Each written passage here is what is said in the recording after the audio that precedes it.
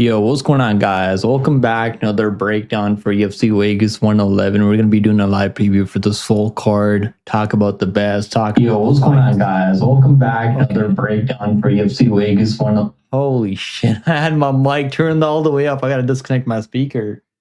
Holy shit! That was crazy loud. Let me disconnect my speaker so I can't hear myself talk in the live stream. Yo, hopefully you guys are having a really good week, man. Yeah, that was kind of that was the start that I wanted to have. But anyways, we're gonna talk about this card. We got Bonfim taking on Randy Brown. We got both the Bonfim brothers fighting on this card. So we'll see if they can go undefeated on the card. We got a pretty good card overall. Like, this is the last Apex card before we head into UFC 322, the MSG card with Jack Della Maddalena versus Islam Makhachev. Two super fights on that card. Jamie Lee taking on Shevchenko, up a weight class at 125.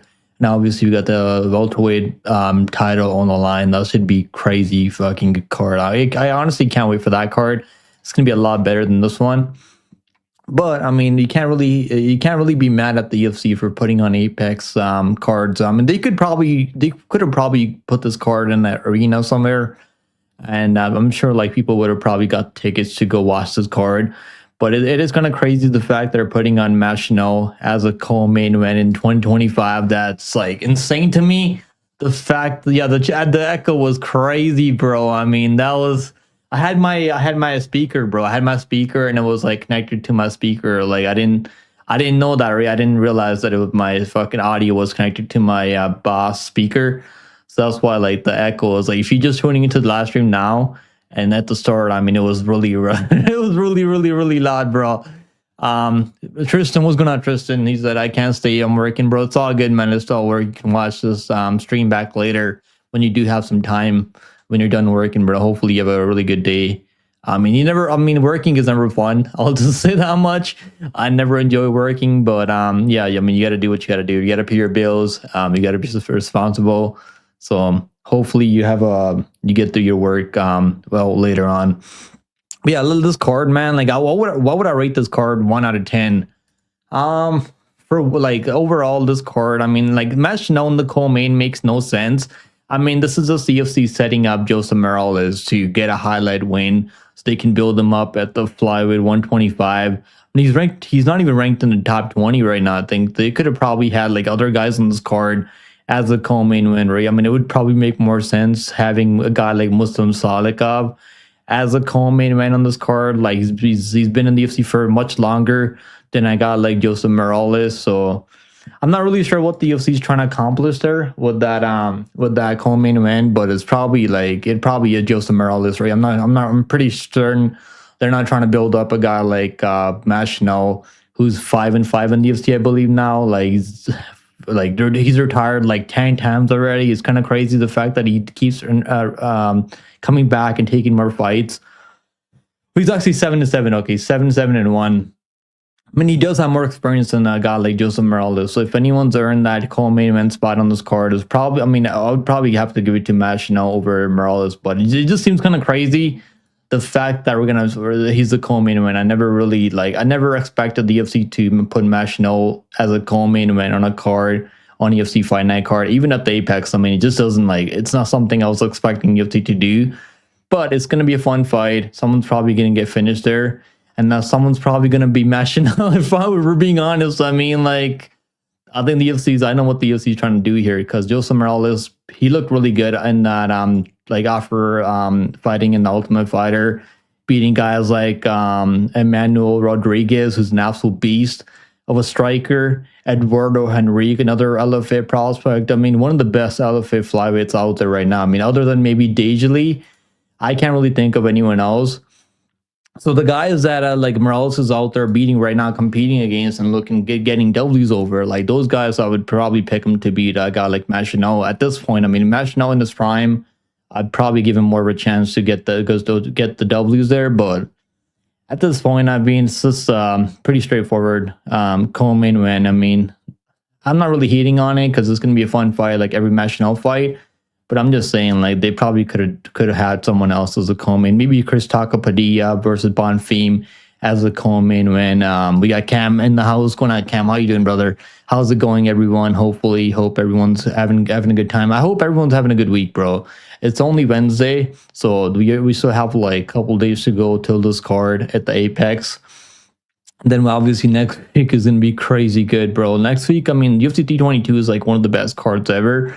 Now, is it gonna deliver? Like normally we talk about these cards, right? These pay-per-view cards. Like UFC 321 was supposed to be a really good card, and look what happened. Like it turned out to be one of the worst cards of the year. Well, especially with that, like even up until that main event, I mean, the Tom Aspinall gone situation, it wasn't really like a good card, like entertainment wise. I mean, the only fights that I can remember from that card was Nazareth and the Sackhill fight. I mean, because that was one of the nastiest KOs I've ever seen in my life. But there really weren't a lot of memorable moments from that card. So hopefully UFC 322 is going to be a lot better than UFC 321. And I think it will be because we got Makhachev taking on Jack Della Maddalena. Both guys on huge win streaks right now. We also got Zhang Weili taking on Shevchenko. I mean, it would be pretty crazy if both of them go out there and become double champions. Zhang Weili goes out there, defeats Valentina Shevchenko, becomes a double champion. Islam Makhachev goes out there, becomes a double champion. I mean, so that would be pretty insane. I don't think we've ever seen that happen before. Like we never had two champions moving up a weight class to try and become double champions before, and I can't really think of any card where we had that on a pay-per-view card. But that should be something different. You missed a lot last couple of live streams. It's all good, bro. It's all good. I'm glad you're here now hanging out with us. I'm doing okay, brother. I'm doing okay. I just had some time. I was like, might as well go live. I was just kind of bored. So I was like, let's go over this card. Obviously, we're still like people are still talking about the Dulgarian situation. If you guys, I'm like, unless you guys have been living under a rock, I'm sure you guys have heard about the Dulgarian situation, the betting scandal, and all that stuff. Like that's all people have been talking about. Like no one's really even talking about the MSG card next week. Everyone's just talking about all these fights being rigged and all that. Like I'm sure like 10% of the fights in the UFC are all rigged, or like someone's probably trying to make money. The referees are probably in it. Like even the judges. I mean, I think the judges are probably in it too. Yeah. I mean, so. They're saying the FBI is investigating it, but like I don't think nothing's gonna happen. I don't really expect the FBI to do anything. Like, what are they gonna do? I think it's gonna harm the UFC's overall. Like, if they really like if they really look into the UFC's like betting scandals and like more fights, I think it's gonna harm the UFC's integrity as an organization overall. So I don't think they're gonna really like do that much with it. They're probably just gonna wait for everything to cool down and just like remember the James Krause situation before. So like after a couple of months, everyone just kind of forgot about it. Everyone just kind of moved on, right? That's what happened with these things. People just move on after a couple of months. People just don't even care anymore. Like everyone just moves on with their life. So maybe they're gonna do the same thing here. Gray Shirt, what's going on, Gray Shirt? How you doing, Gray Shirt? This betting scandal is kind of crazy. I have no proof, but I wouldn't be surprised if Skinny bets.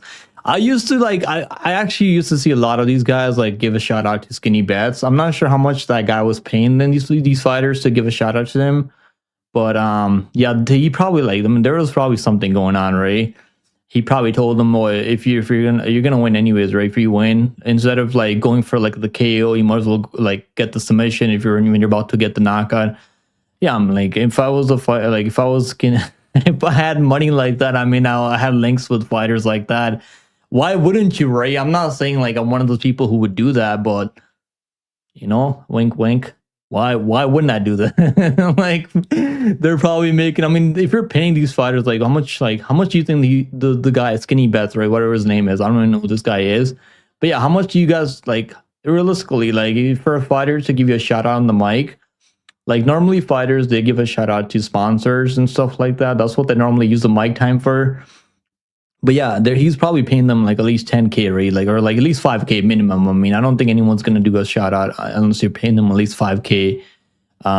So yeah. But yeah, they're probably even though Nama looked like shit. I mean, I did not expect Nama to look that bad. So I bet the over 1.5 rounds and that was only like one of my few losing bets last week. Yeah, last week was pretty good, bro. Last week was actually pretty good. I cashed almost every single bet last week. other than that, over 1.5 rounds in the Garcia fight. Now Garcia is an absolute beast, absolute menace. Like it's not betting the over in a Garcia fight's never a good idea. But I just didn't expect Anama not even to fight back. Like that was something I did not expect from Anama. And what do you know, right? They trained together. Weren't they training together? I think Dulgarian and Anama, like, or they trained under the same team or the same coach. I think Montava, whatever his name is. Yeah, so I don't know. That was kind of weird. I'm not saying Anama probably wouldn't Anama probably would have finished him anyways. I'm just saying like it's kind of like it all like kind of clicks together. Oh, and I'm training with the same people, like, and they're fighting on the same card. They both lose in the first round, and he's not even trying to fight back. Same thing with Bulgarian. I mean, I already bet on this guy Yadir. Like, I picked him to win before all this stuff that came out, and because I just thought the line was kind of off. Like Bulgarian being -250, -270 was just crazy to me. Because he's not really like, I mean, unless he finishes you in the first round. That's what I said in my breakdown that, yeah, can he go out there, finish this guy in the first round? Maybe. But if he doesn't finish Yadir in the first round, I think Yadir is probably going to finish him later. He's gonna beat him by just winning the second, third round. So I was already picking Yadir, but yeah, this is it kind of sucks for Yadir though, because they're not really going to give him credit for that for beating Dulgarian now. So it kind of sucks for him. So yeah, that's honestly, I think. Yeah, it sucks for him, honestly, because no one's gonna like everyone like watch next time Yadir fights. Everyone's gonna be like, "Oh, this fight was rigged." So like, we don't even. This guy's not even that good. Who knows? Maybe if even if Dulgarian wasn't taking a dive, who knows? Maybe he would have lost anyways. Who knows, right? You can't really be too sure about that. Just because he didn't like, even if he didn't take a dive, I mean, who knows? He was gonna win. Like, it's not guaranteed he's gonna win that fight for sure. But yeah, him getting subbed in the first round like that was definitely like, and people betting round 1 submission. Like, I mean, I bet the doesn't start round 2, and I bet Yadir money line. So yeah, that was like, I mean, the reason I bet the doesn't start round 2 because I was like, maybe Dulgarian isn't injured, isn't compromised, isn't taking a dive, then he maybe could finish him in the first round. But yeah, that was that was something, right? And I seen Dana White came out and posted something on Instagram, I think, or YouTube. He did an interview with I think it was TMG. I think it was TMG he did an interview with, and he came out and said a bunch of bullshit. Jason Herzog needs to be investigated. I mean, Jason Herzog, Dan Mergliata, like, remember that Nelson fight, Nelson and Fervola fight? Like, that fight should not have gone the distance. I mean, that was crazy. So Dan Mergliata, Jason Herzog. Who else? I mean, maybe Herb Dean too, bro. Herb Dean, like, I mean, Herb Dean likes to play in the snow. If you guys did not know, Herb Dean likes himself some snow bunnies. So, I mean, you never know. Maybe Herb Dean's been playing in the snow way too much. Anama's training out of Factory X. Yeah, that's what I'm saying. Like, so it was kind of weird. Like, I'm not saying Anama was gonna beat Garcia. Like, I picked Garcia. We bet on Garcia. But I just didn't think Anama was going to get, like, not even fight back. Not even, like, he just looked like he didn't want to be there. That's what he looked like. I mean, obviously, like, that has something to do with Garcia pressuring him and all that. But still, it's just kind of crazy to me. The fact that, like, they both lose in the first round. And they both weren't even trying to win. Like, they weren't even, like, Anama wasn't even throwing back at all. Like, I don't think I've seen him throw even one shot back against Garcia. And Garcia's there to be hit, right? It's not like Garcia has the best striking defense. Obviously, like, people don't want to deal with Garcia's pressure, but it just all clicks together. It all just goes together.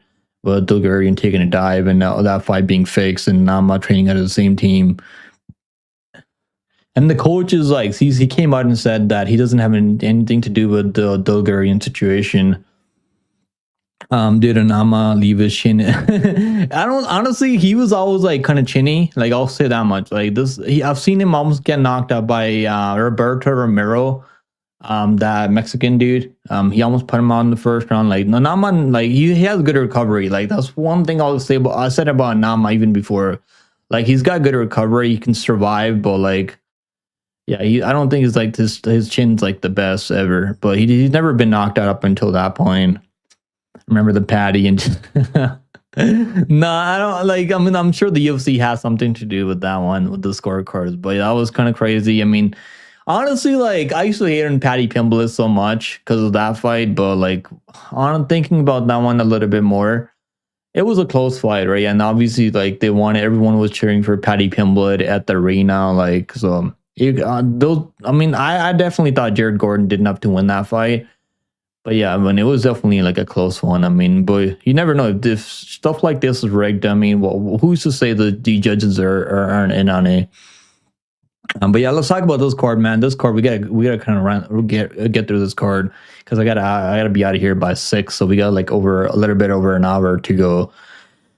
This fight, I mean, now they have so McWay was supposed to fight Robert Valentin, and now I guess this one's actually canceled now. So then I heard rumors that he's supposed to fight once again Dante Johnson, but this is not happening because they did not clear Dante Johnson. I think he had a staph infection going into his last fight against Dumas.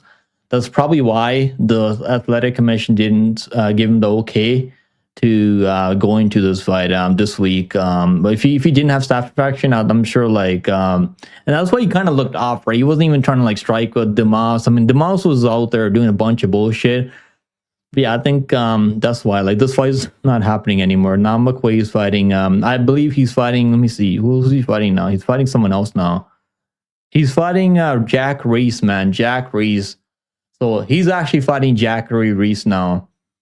And it's like one of those fights I never want. Like I don't like betting on these like low level fights. You never know what's gonna happen. Jack Reese, I mean, it's probably gonna be like minus 300 or at least minus 200 here. I'm not even sure what the betting odds are because I don't think we have lines on this fight yet. I mean, not this one. I mean, him and let me see if I can pull it up here. I'm sure like what's his name? Big Marceau probably reported this, right?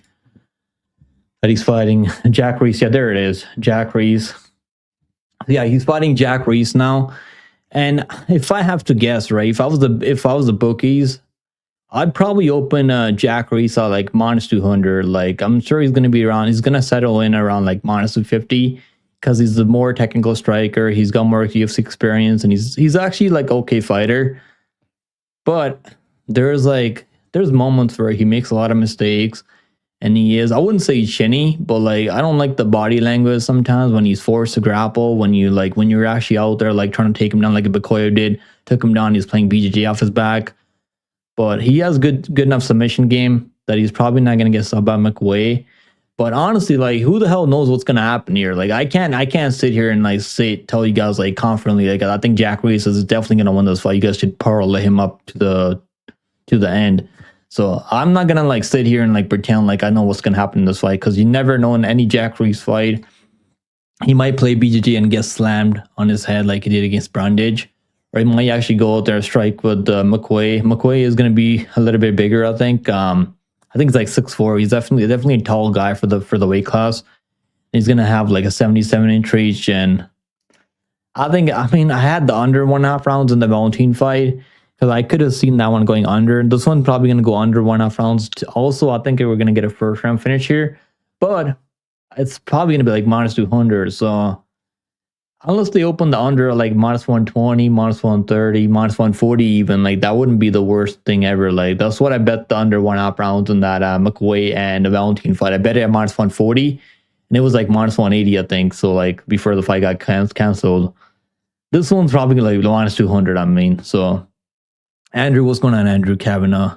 Can you imagine the fuckery that's gonna happen for Paddy Ilya fight? Did you guys hear about the rumors? Like apparently, like Ilya's ex she's got a new boyfriend now or something like that. I've seen stuff on Twitter about that. I don't know. Someone posted it like because it's breaking news. Apparently, Ilya's fucking girls moved on already from him. So that's kind of crazy to me. McWay is terrible. I mean, he's just not proven, man. He's still only 26 years old, right? He's still really young in the fight game. Like 26 years old at middleweight. I mean, he still is really young. And to be fair, Ray took that Ferreira fight on short notice because look, they were giving him fights that he could have honestly won. Because I was picking him over Christopher Uwer. I never thought Christopher Uwer's like all that good. That's why I picked Yuri Panfrov to beat him on a Contender Series. Because I'm just not high on that guy at all. And then he was supposed to fight Dumas, right? This is like the best match they could have given him. And then obviously we all know what happened there because Dumas, like he couldn't get the ankle monitor off in time. I think it was for this fight. that's why he couldn't make it against McWay in that matchup on that pay-per-view card, because these guys were supposed to fight on a pay-per-view card. Was it? Yeah, it was Max Holloway. No, it was actually not that one. Okay, wait a minute. Which fight card? Okay, it was Ilia Topuria versus Oliveira pay-per-view card, UFC 317. So that would have been, honestly, that would have been a much better like fight for McWay. I would have picked him to beat a guy like Dimas.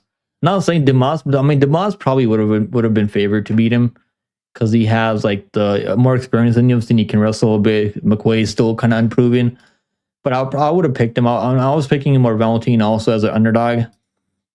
And this one's like, I mean, I actually think Jack Reese is kind of solid, so I'm probably going to pick Jack Reese to beat him. I'm not sure like if he's going to finish him. He probably should finish him by KO or like submission of his own. And hopefully it's a first round finish, or it's gonna be a really sloppy fight if they go like 15 minutes. I think it's gonna be like really back and forth. It's gonna be a fun fight to watch, although I don't expect this fight to be boring or anything like that. But yeah, let's not spend too much time on this one.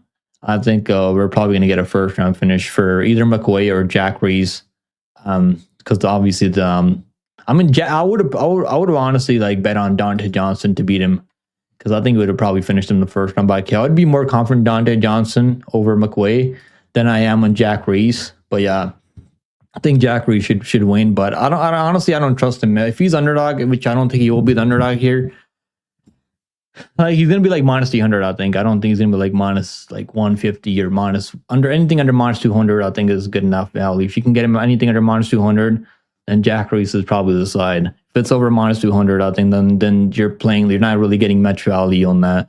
And I think the under 1.5 rounds is probably solid. Or the fight doesn't start round 3 is probably something I would look at in this matchup in that recent McWay fight card. Next fight on the card, we have Miles Johns taking on Daniel Marcos. Can we trust Reese? It kind of, for me, it depends on the line, bro. Like if it's under minus 200, like I'd probably put him in one parlay or like take the I2D round 1, round 2 finish maybe. But if it's anything under like minus 250, then I would not throw him in a parlay at minus 250 or anything over minus 200. I think because he doesn't have like great takedown defense. And I'm not saying McWay is gonna wrestle but he has ability to find a submission on you, and he also has some power. But his striking is really sloppy. I think Jack Reese is the much better striker.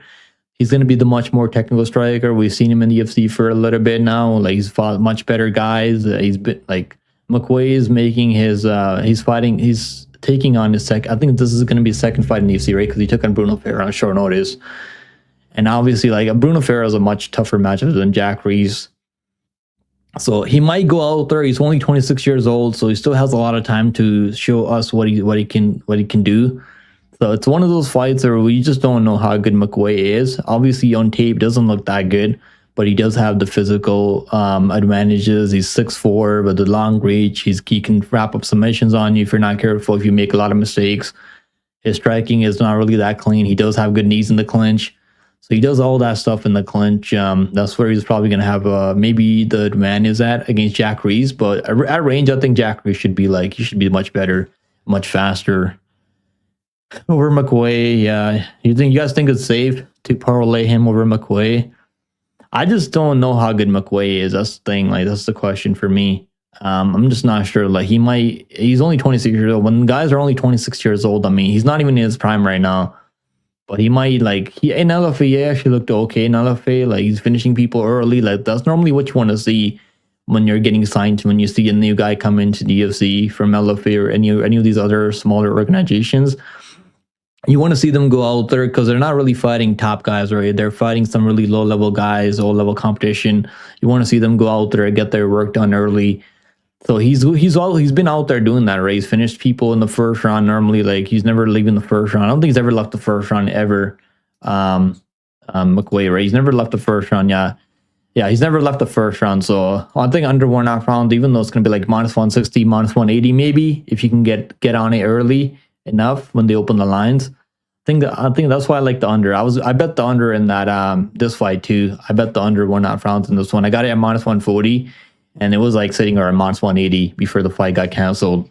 So even anything under like minus 200, I think the under 1.5 rounds is probably the side. And I'm sure you can that's probably going to be like the safer play than trusting either McQuay or Jack Reese at like minus. Jack Reese is gonna be like minus 200 at the very least, I think. Next fight on the card, we have Miles Johns taking on Daniel Marcos. Now, this one is a fight that I've been thinking about. They opened Marcos. I believe they actually opened, they opened Marcos, I believe, at minus 300, right? So that's kind of like crazy to me. I'm not saying like who's got more, but like, because Miles Johns, right? Like 3 fights ago, like I'd probably like understand that line on Marcos minus 300. But like Miles has shown that he's improving. He's shown, even though he's out there losing fights, like, but all these fights are like playing out super close, right? This fight was like 28-28, I believe, for Felipe Lima, or was it 30-27? I think it was maybe it was 30-27, or I think it was 20. I think he took a round off Felipe Lima, right? I think he took a round off Felipe Lima because he was landing some good shots on Felipe Lima. Lima was out there taking him down, getting his back. And then I believe he took the 3rd round over Felipe Lima. He was able to get his own takedown on Lima, control him for a bit. So these fights are definitely close, right? Johns is one of those guys, like he's tough. He's not an easy guy to put away. So he's probably going to be there for 15 minutes. And he's been in the UFC for a minute now, like 10 fights, 11 fights in the UFC. So like that's a lot of experience in the UFC when you're like fighting a guy like another guy who doesn't have like, he's not really like crazy finisher. Is a point fighter. Marcos obviously a little bit cleaner in the striking. I think he's gonna land more volume, and everyone's been talking about this, the fact that Marcos, well, like minus 170 now, right? It's just sitting around minus 170. So I'm thinking, right, like he can wrestle Marcos. I actually had a parlay, like a 16-leg parlay with Marcos as the last leg end of last year, and it was like 10 to win like $1,800, I think it was, or 1830, something like that. And he went out there against Yanez, and he actually had to mix in takedowns because the striking was playing out super close. Now, Yanez does have good boxing, but he's not really the cleanest like puncher or like when it comes to striking defense. I mean, he's there to be hit. And Marcos was getting wobbled in that fight, I remember. And he had to rely on the wrestling a bit. And he does mix in takedown. That's what I like to see from people like Marcos. That he's not just a one-trick pony. He's not just going to go out there strike with you if it's not working for him. He'll mix in takedowns and just time those takedowns well. So I liked what I've seen from Marcos, and I am going to pick him here. But I think it's going to be close. I think it's going to be 28-28. I don't think he's going to go out there 30-27, Miles Johns. I mean, he could do it. I mean, but they're fighting in the apex. So he's not really going to have a lot of room to move around and dance on the outside. Low kick, body kick, knees up the middle as Miles Johns is closing distance on him. I think it's going to play out kind of close, but I'm still going to pick Marcos. I think minus 170 like isn't the worst line on this card, and the over is like juice to minus 300. So I think it goes a distance. I mean, Marcos by decision's like, I think, let me see, FanDuel open that. This isn't proper. Let me see, because it's like minus 100 plus 100 on Bet Online for the Marcos to win by decision. I mean, that's the way that's my pick, right? I'm picking him by decision. But at least like last week, right, Seok Ko, him by decision was like plus 165. So like we're still getting a lot of value on Seok Ko by decision plus 165. Here, we're not really getting that much value on Marcos by decision. So it might be just safer to take the money line in case like he's really like goes out there, like hurts Johns with something crazy, or Johns gets really tired because he's known to have gas tank issues in the past. But I think he should be okay here. I think he should be okay. This fight's probably going to go the distance. So they're fighting in the apex. Marcos isn't really the biggest power puncher, but he can hurt you with those knees up the middle, those low kicks too, those body kicks. But I think Johns is pretty durable. He's shown that he's tough. He's durable. He's got good submission defense. I don't know which one of these guys is going to be. I don't think they're going to submit each other. So maybe Marcos is able to get a takedown or two in this fight, but I don't really see him controlling Johns. I think he'll like get a takedown just to level change, just to give John something else to think about. But overall, I think Marcos by like a close, maybe like even like a split. It's going to be really close, man. I mean, unless Marcos is out there doubling him up on stream and strikes, then maybe he wins a clear decision. But I think it'll be pretty close. Dude, I know I hate that shit when that happens to me countless times in parlays. Yeah, this isn't people. If you're like, I mean, minus 300, like I would never parlay Marcos at minus 300. I still haven't parlayed my minus 170 yet. Because I'm thinking about that round 3 or decision prop on Marcos. Because we've seen John's finish in the third round before against Castaneda, where he just couldn't deal with the pressure. But John, like Castaneda has like better wrestling pressure, and he can actually like find a submission on you. Whereas Marcos is gonna have to knock him out, I think, to finish him. And I don't know if I see him knocking him out. We've seen guys like Felipe Lima not being able to get the submission on John. John does have good submission defense, right?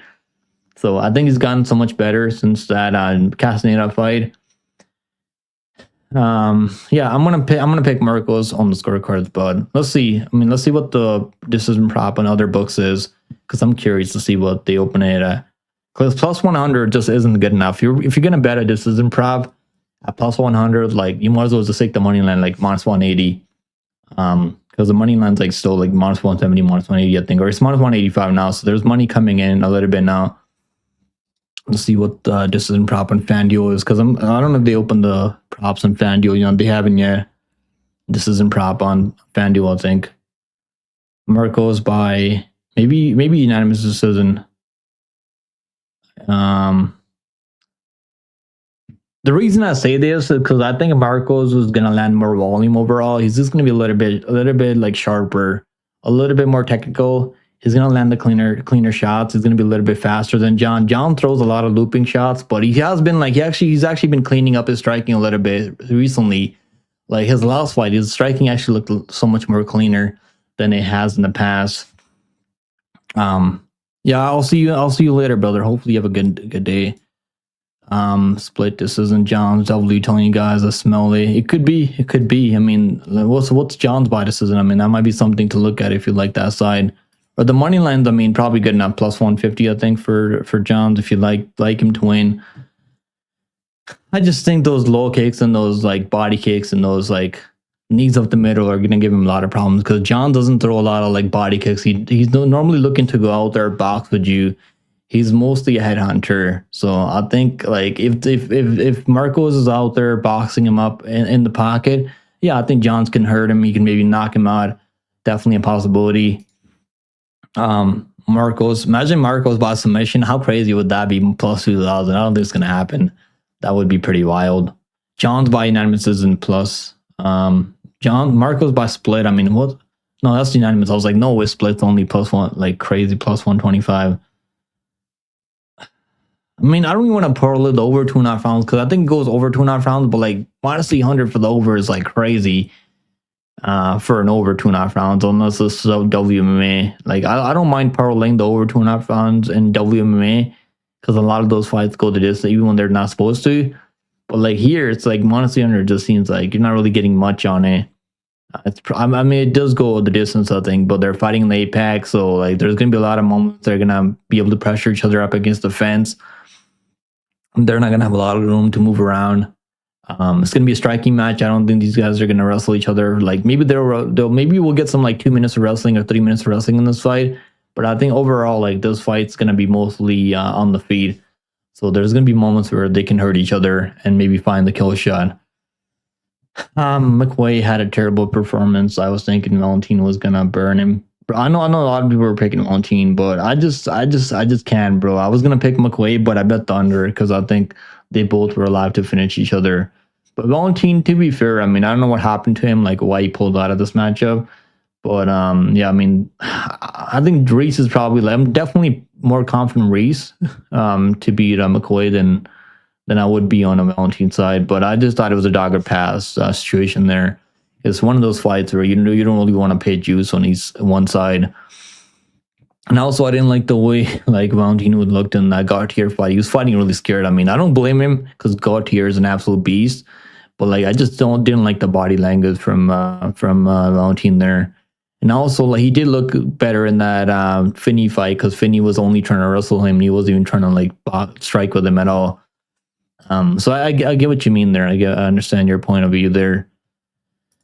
All right, let's move on. Next fight on the card is going to be T-Shot Pennington versus Denise Gomes. Man, what are we gonna do here? Like, I'm picking T-Shot Pennington because I think it's gonna be a close fight. Gomes is 25 years old, 10 years younger. I mean, almost over 10 years younger.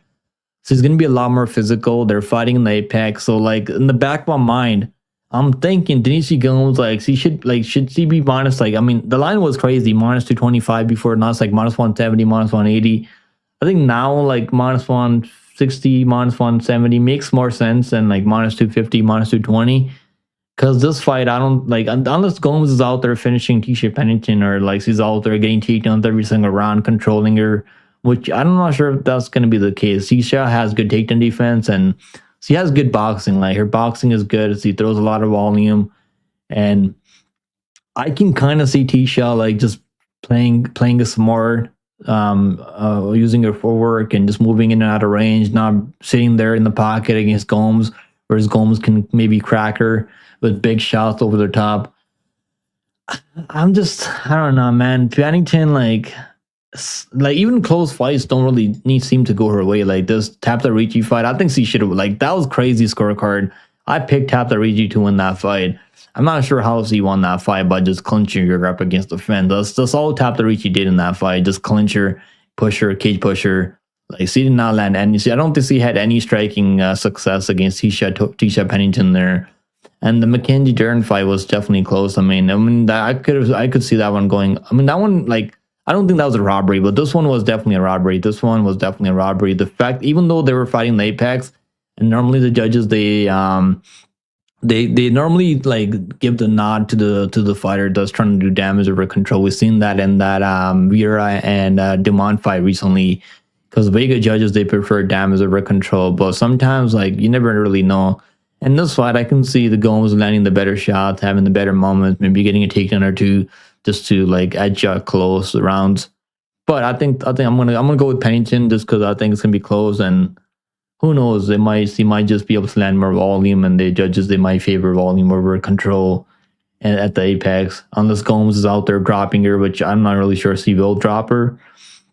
But she has power. I mean, so like, I'm scared to like go bet on Pennington even at plus 150.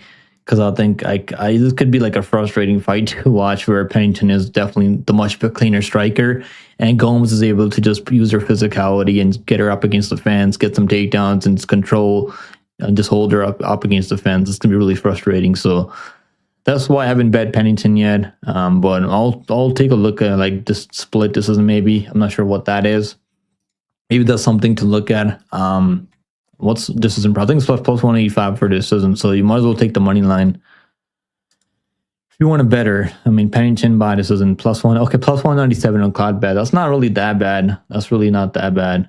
Plus 197. It's like plus 200 almost. I mean, so I give Pennington like mostly. I mean, Denise Gomes has more finishing upside here, like for sure. She's got knockouts in the UFC. Like, she knocked out Bruna Brazil with the nasty shots, and she knocked out Jasmine Haragui, who, to be fair, is really chinny, doesn't have a good chin, good durability, but we know she has the ability to knock girls out at 115, and she can also make some takedowns. She's physical, she's gonna be 10 years younger, but I'm not really sure the age is gonna matter as much as it does in guy like in WMA. The age doesn't matter as much, right? We've seen her go out there lose to Angela Hill like 2 years ago.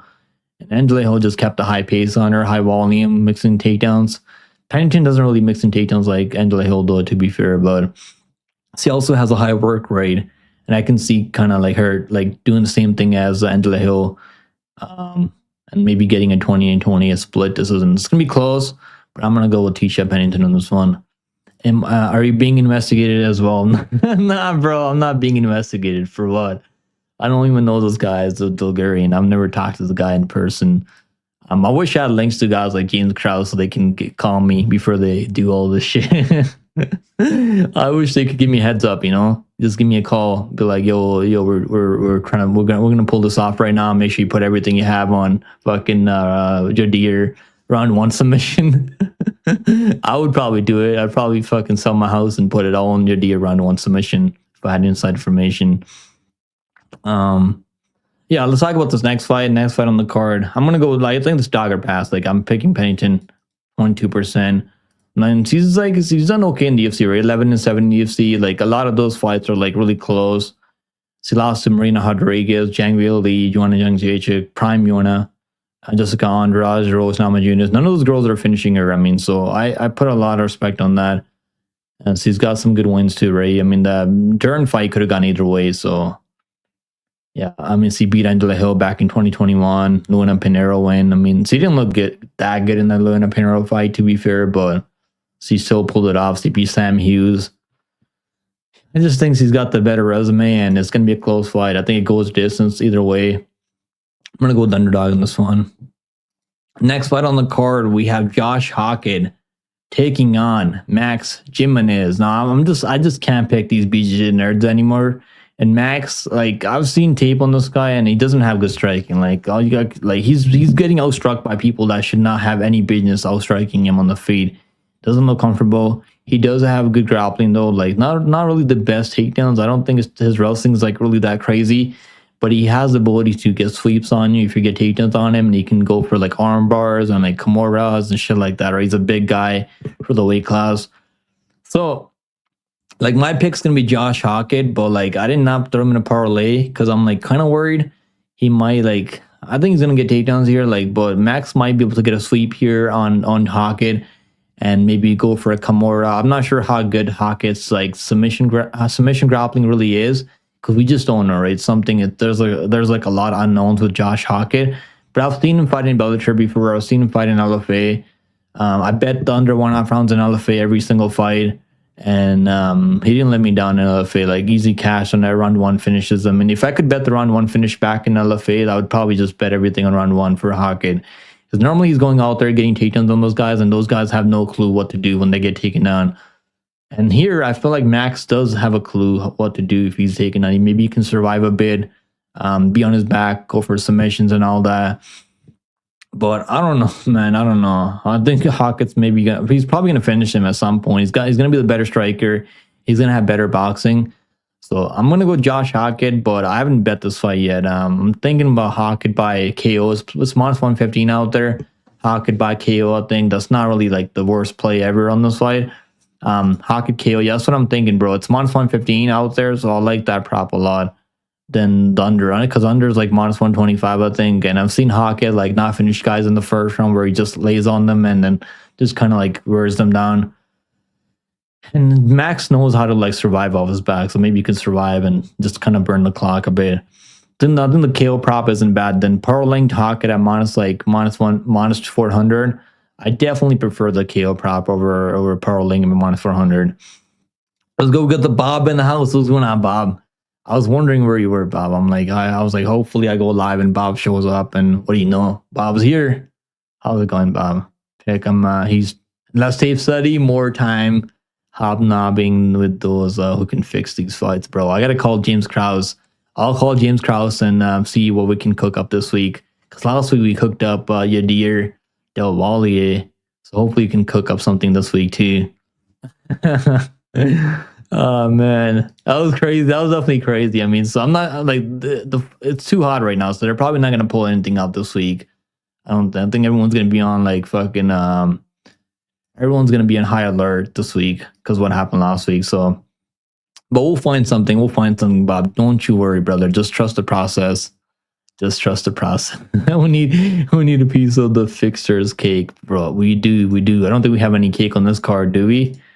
I mean, nothing, bro. We have nothing. I mean, Cesar Pennington's kind of cute, though. I mean, Gomes isn't like way too fucking masculine. Mara Bunasova, wait. I mean, she's alright. The Mara Bunasova's alright, but yeah, we don't have cake like last week or the week before, like with Dern and Norma Dumont. I mean, I'm actually like, I still can't believe they gave that scorecard to Norma Dumont. But like, I mean, she definitely did more damage overall, and obviously she had a beautiful ass, so that probably played a factor there for sure. All right, let's talk about the next fight. I'm picking Josh Hockett by KO minus 115. And that's not the worst prop to play on that fight. Because under is like minus 1. I think what's under? Let me see. Josh Hockett. Yeah, the money is minus 400. I mean, if he just takes this guy down and doesn't finish him, I'm going to be kind of pissed off. But I think he'll finish him. He can probably knock him down even on the feet. Under 1.5 rounds, minus 140. Under like, I mean, I can see this one going over 1.5 rounds. I can see Jimenez just like holding him when he's on his back, like getting controlled, or like him striking with Hockett. They're both not good strikers. But Hockey just has a little bit better technique, and he trains out of a much better gym. I think he trains out of Jackson Rink MMA, same gym as Steve Garcia. Hockey by submission. I mean, plus 400. I mean, it would be pretty crazy if you subbed. If he just went out there, found a submission over this guy who's supposed to be like a really good grappler. I mean, that might be something he might do just to prove a point, right? That might be something he might look to do here, but I don't know. I think KO is more likely for sure. Hockey round 1. I think round 2 is like not even that crazy. Plus 250 for round 2 is not good. Plus 380 out there. Okay, that's plus 380 is not bad on FanDuel for round 2, because I can see this one going into the second on him finishing him. Jimenez getting really tired and eating ground and pound. The referee jumps in and calls the fight off. Yeah, I'll go round 2. I'll go round 2 KO for Josh Hockett. Next fight on the card, we have Mara Boinasova taking on Jacqueline Cavalcanti. Jacqueline Cavalcanti. Now, who am I gonna pick here? Now, early on in the week, right, I was feeling really confident about Jacqueline Cavalcante, but then I go watch her fights back. I'm like, let me just watch a few of these fights back, and like, why are they being scored so close? And the reason for that is she's not really dropping these girls, right? I mean, she's hurting some of these girls, like Nora Carnot, like that should have been unanimous decision, and none of these fights should have been closely scored. This should have been a unanimous decision. This should have been a unanimous decision, but the fact that Josh Nunes is out there pressuring her, head forward pressure. One judge actually gave her the fight. Crazy to me how one judge, you can just like get the scorecard in your favor by just forward pressure, even though you're getting pieced up the whole time. Like, she's gonna be the much better striker, better cardio. But Boinasova has like good submission game, and like she's found submissions over girls like or Jillian Robertson in the past, who's actually fighting at 150 now. So I'm not really sure how much stock we can put into that anymore, because Robertson, as good as she is in submission grappling, she's fighting at 150 now. So it's not really like, I don't think Jillian Robertson's ever gonna fight at 135. So thinking of starting my own channel called Fix Him. You should, bro. Your first guest should be James Krause. You gotta pay him some money to get him on. I don't think James Krause does interviews for free. You should definitely do that, bro. We'll get you to 50 subs right away. Yeah, I was actually watching the game. So after the live stream, right? Because I was live, I think we were live for UFC 21, I think it was UFC 21, or was it the other card? Was that last week? Or was that this Saturday? Okay, I think it was this Saturday, right? It was actually like the last card. I can't even remember, bro. I was watching that game and I was like already like celebrating over Toronto. Like, don't sleep in Toronto ever again, guys. We run this shit. We run baseball. And next thing you know, they fucking lose in the final. Like I think it was like the 12th inning or like the 11th inning. It's kind of crazy to me. I mean, that's why I don't like, fuck baseball, bro. Fuck baseball. All right, Chad. This fight, 5-5 from Mara Boinasova. She needs to win bad. She's gonna be on a 4-5 loser streak. I mean, she hasn't. I mean, this was a win. I picked her by second on submission here, but she got popped for Adderall, I think, or like those ADHD medication, and they turned this to a no contest. But we cashed on her by submission in this fight. I remember, because I couldn't believe she was underdog against Holly, who's like a grandma and 80 years old grandma. Lost to Raquel Pennington. I mean, that was a title fight, close fight. I mean, it wasn't really close after like the second round, right? That's the issue for Mara Boinasova. Her cardio never holds up. I mean, she's never outstriking her opponents, so she's gonna need takedowns here. She's gonna need to find a submission early. I'm just not sure she's gonna get that submission in the first round. If she doesn't get the submission or knockout in the first round, I think Jacqueline's just gonna piece her up at range. A lot of low kicks, a lot of body kicks, a lot of elbows up close. And I think Mara Boinasova her face is gonna get like pulverized. And I think Cavalcanti is gonna get it done on scorecards. That would be pretty nice for Cavalcanti to get a KO, maybe like a third round KO, like a doctor stoppage or something. That would be massive for her, I think, to like jump up the rankings. More likely, I think it's gonna be Jacqueline by decision, but like minus 250 just seems kind of crazy because she's not really a finisher, hasn't finished anyone in the UFC. And normally, like, the judges, they don't even know what they're watching half their time. They score these fights super close. So maybe Mara Boinasova can make this kind of a scrap and forward pressure, land some big shots, because she has good Muay Thai, right? She throws, like, pretty heavy shots. She's trying to take your head off, and she has the ability to find a submission on you. And maybe she's going to be the better grappler here, Cavalcante has shown good takedown defense, but we've seen Avila take her down, I think, in the second, third round, I think it was. So she can be taken down. Let's see this. I think this is a test for her, for Cavalcante, former title challenger, Bona Bernasova. So we'll see how she goes out there, deals with this test. But I'm picking Cavalcante, I think, just because of cardio and the striking edge. I'm gonna pick her, but I'm not really like, I don't know if I'm gonna throw in a parlay. I was thinking about it early, her and Morales. Then I just ended up betting Morales money line at minus 270, like straight up. I was like, because I got a little bit nervous because I can see a world where Marta Bernasova like goes out there, get the knee bar submission or something crazy like that, or maybe like a knee bar or like, I don't know, like something crazy like that, you know, some fluky submission. And Cavalcante, then we find out Cavalcante never knew how to grapple, but I don't know. I think Cavalcante should win. I mean, the books are giving like her body is like minus 200 bet online. I think it's kind of crazy to me. Let me see what it is on Cloudbed. Body Decision is like minus 193, right? Minus 193 on Cloudbed. Body Decision, I mean, fuck that, bro. I'm like, you might as well take the money line. If you're gonna bet her by like, I mean, if you don't bet her prop, I mean, unless like, what's the third round? Let me see what the third round is. Like Cavalcante, round 3 KO. Now, honestly, that might be something to look at here because I can see like she's gonna be the much better striker. She's gonna have better cardio. Mara Bernasova might get really tired. She is really tough though. Mara Bernasova is really tough, extremely durable. And the only time she's ever been knocked out was because of a doctor stoppage and that Macy Chiasson fight. Even then, she wasn't trying to quit in that fight, I remember. Let me see what that round 3 KO is for Cavalcante. If it's like plus 2200, plus 2500, then there's probably some value there. Round 3 KO for Cavalcante. Okay, let's see. Cavalcante, round 2 KO, plus 2200. Round 3 is plus. Okay, let me see. What is it? Round 3 KO, plus 2800. Okay, plus 2800. No, that's not really like that bad. I think there's some value on round 2, round 3 KO for Cavalcante. Well, she's not really like, I mean, to be fair, she's not really knocking anyone, right? Jocelyn Nunez, like, just a little fucking juice head. Like 5 foot tall juice head.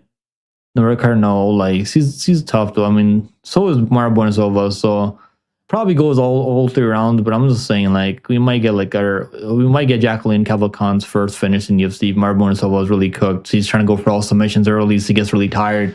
You never know, right? You never. Normally, when we see finishes in WWE Myth, normally like third round or second round, maybe like the third round KO plus 2800 isn't the worst play ever. Maybe you can even get better odds on other books out there for round 3 KO for Cavalcante. Our next fight on the card, we got Jamal Emmers taking a Haider Amel. Now, I got a bet on Haider Amel, minus 108. I like that play on him. He's minus 150 now. Like, the line is moving a little bit. Like, if it's like minus 200, like, just like anything over minus 150, just stay away from Haider Amel, minus 250. Because I think you can get a much better price live betting him than pre-fight. Because the first round, I think Jamal Emmers is going to be piecing him up early, like in the first 2-3 minutes. He's going to have get the better moments. He's going to be the much more technical striker here against Haider Amel. And Amel is one of those guys that kind of has to rally back. I mean, other than one of his fights, right? Other than this fight against Jung Lee, he kind of has to rely, like, at the apex. I do like him at the apex, I mean, but he is there to be hit. So there's going to be moments where Jamal Emmers is cracking him early, catching with big shots, with some jabs, maybe landing some kicks, mixing some takedowns. So Emmers is definitely good, man. He's a good striker, has power, can finish you in the first round. He's dangerous. But he makes a lot of mistakes, and I think his chins is kind of suspect too. When you pressure him, he doesn't really fight well when you pressure this guy. So I can see a world where like Haider Amel is going to pressure him at the apex, get him up against the cage, dirty box in the clinch, piece him up a little bit, put some damage on him, and maybe get a second round KO. So I'm gonna go with Haider Amel second round KO, maybe like at the end of the second round. I think that's how I see this one playing out. Let's go, McMuffin. How you doing, McMuffin? We gotta get you on here, bro. If you want to hop in, I'll drop a link for you guys in the Discord. If you guys want to hop in and come on the live stream and drop your plays. Like we can chop it up right now. We can chop it up. My camera's like, what's going on with camera quality? Okay, that's better. It was like a little bit foggy before.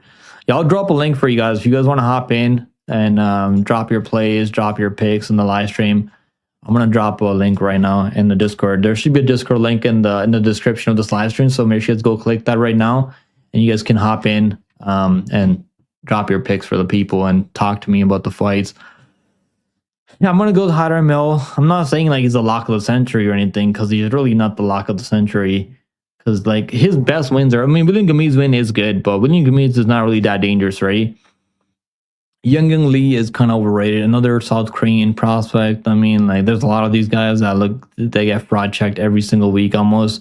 We just had the other guy, what's his name? Chang Ho Lee last week, who got absolutely cooked in the second, third round. I mean, he had a pretty good first round, and he looked like a lost fucking baby deer out there in the second, third round.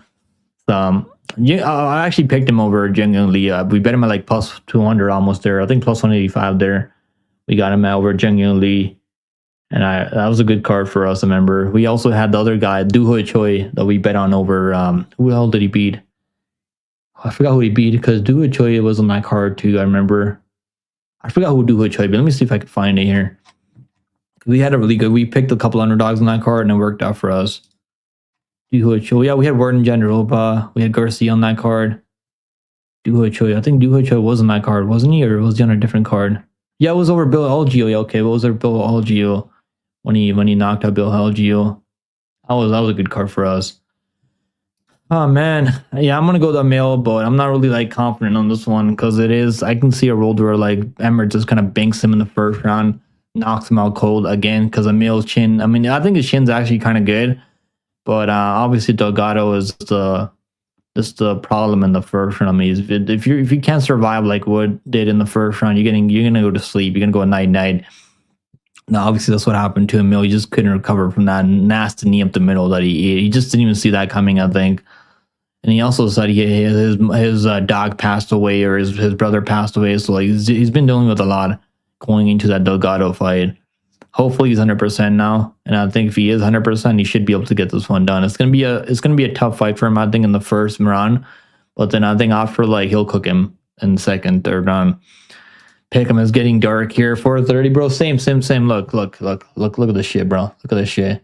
It's like fucking already like nighttime, bro. It's kind of crazy to me. It's kind of crazy. It's depressing, Bob. It's depressing. I miss sunlight.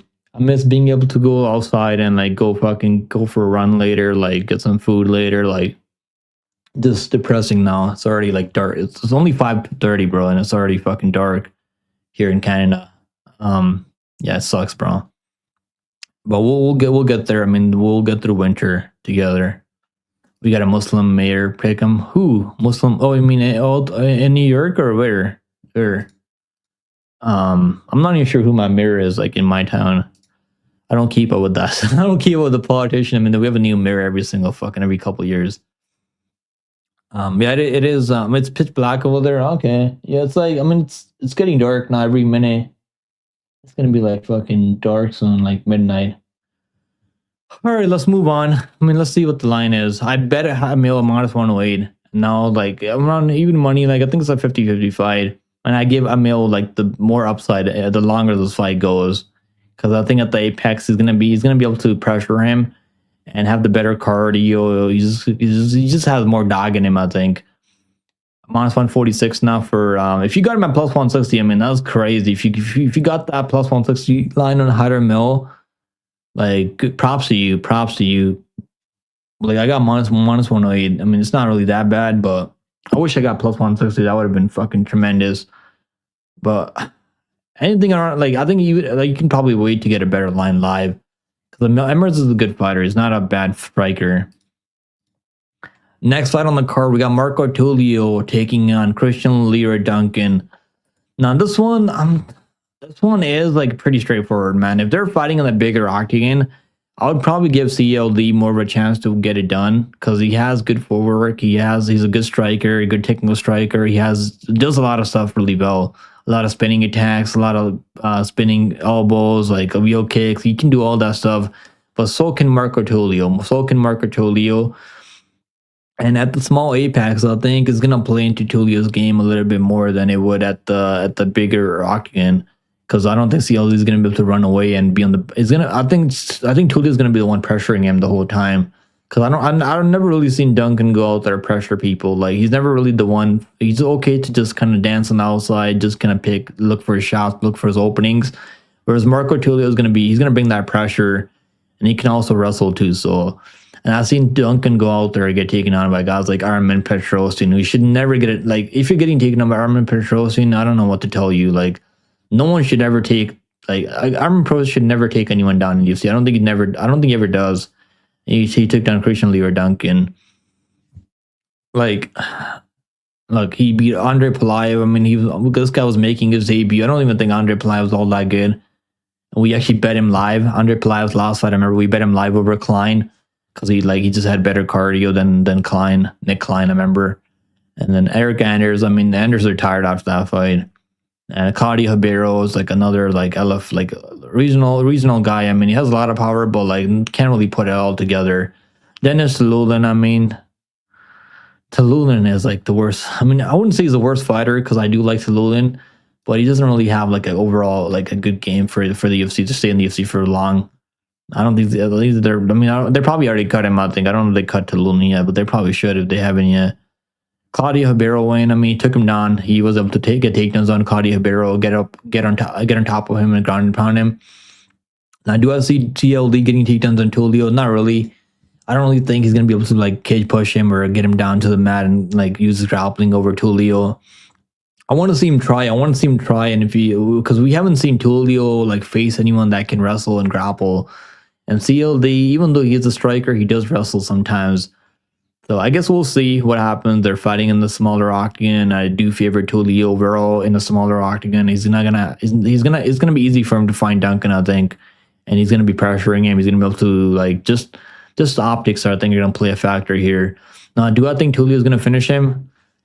I hope he could finish him. It would be better for Tulio if he can go out there finish a guy like Christian Lee or Duncan, who hasn't been finished yet in his career. He fought guys like RoboCop. I mean, RoboCop just bullied him the whole time. And CLD just didn't, like, he looked like he didn't want to be out there against RoboCop because he couldn't deal with the physicality. Like, now RoboCop is a beast, has insane power, big physical guy. I can't believe RoboCop's only 33 years old. It just boggles my mind, the fact that he's only 33 years old. I don't think there's probably something to that. He probably is like 42 years old or 43 years old, in all honesty. A lot of these Brazilians, they actually lie about their age when they get signed to the UFC, I think, because they know the UFC doesn't want to sign people that are older. So I'm sure a lot of these fighters are lying about their age from Brazil and other places. Mr. Dumont, yeah, exactly, Mr. Dumont.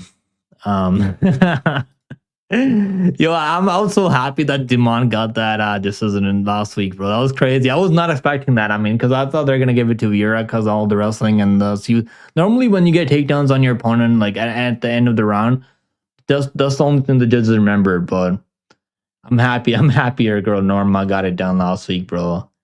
I'm fucking happy. That made my night.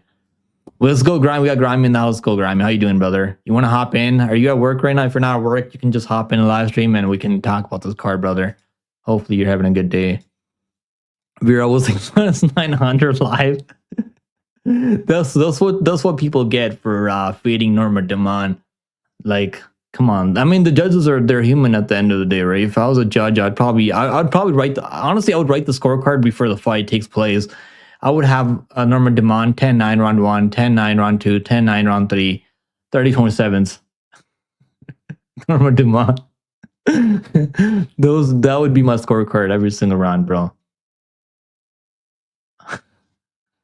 Screw FBI investigating fighters, bro. What's that guy's name? Cash Bertel.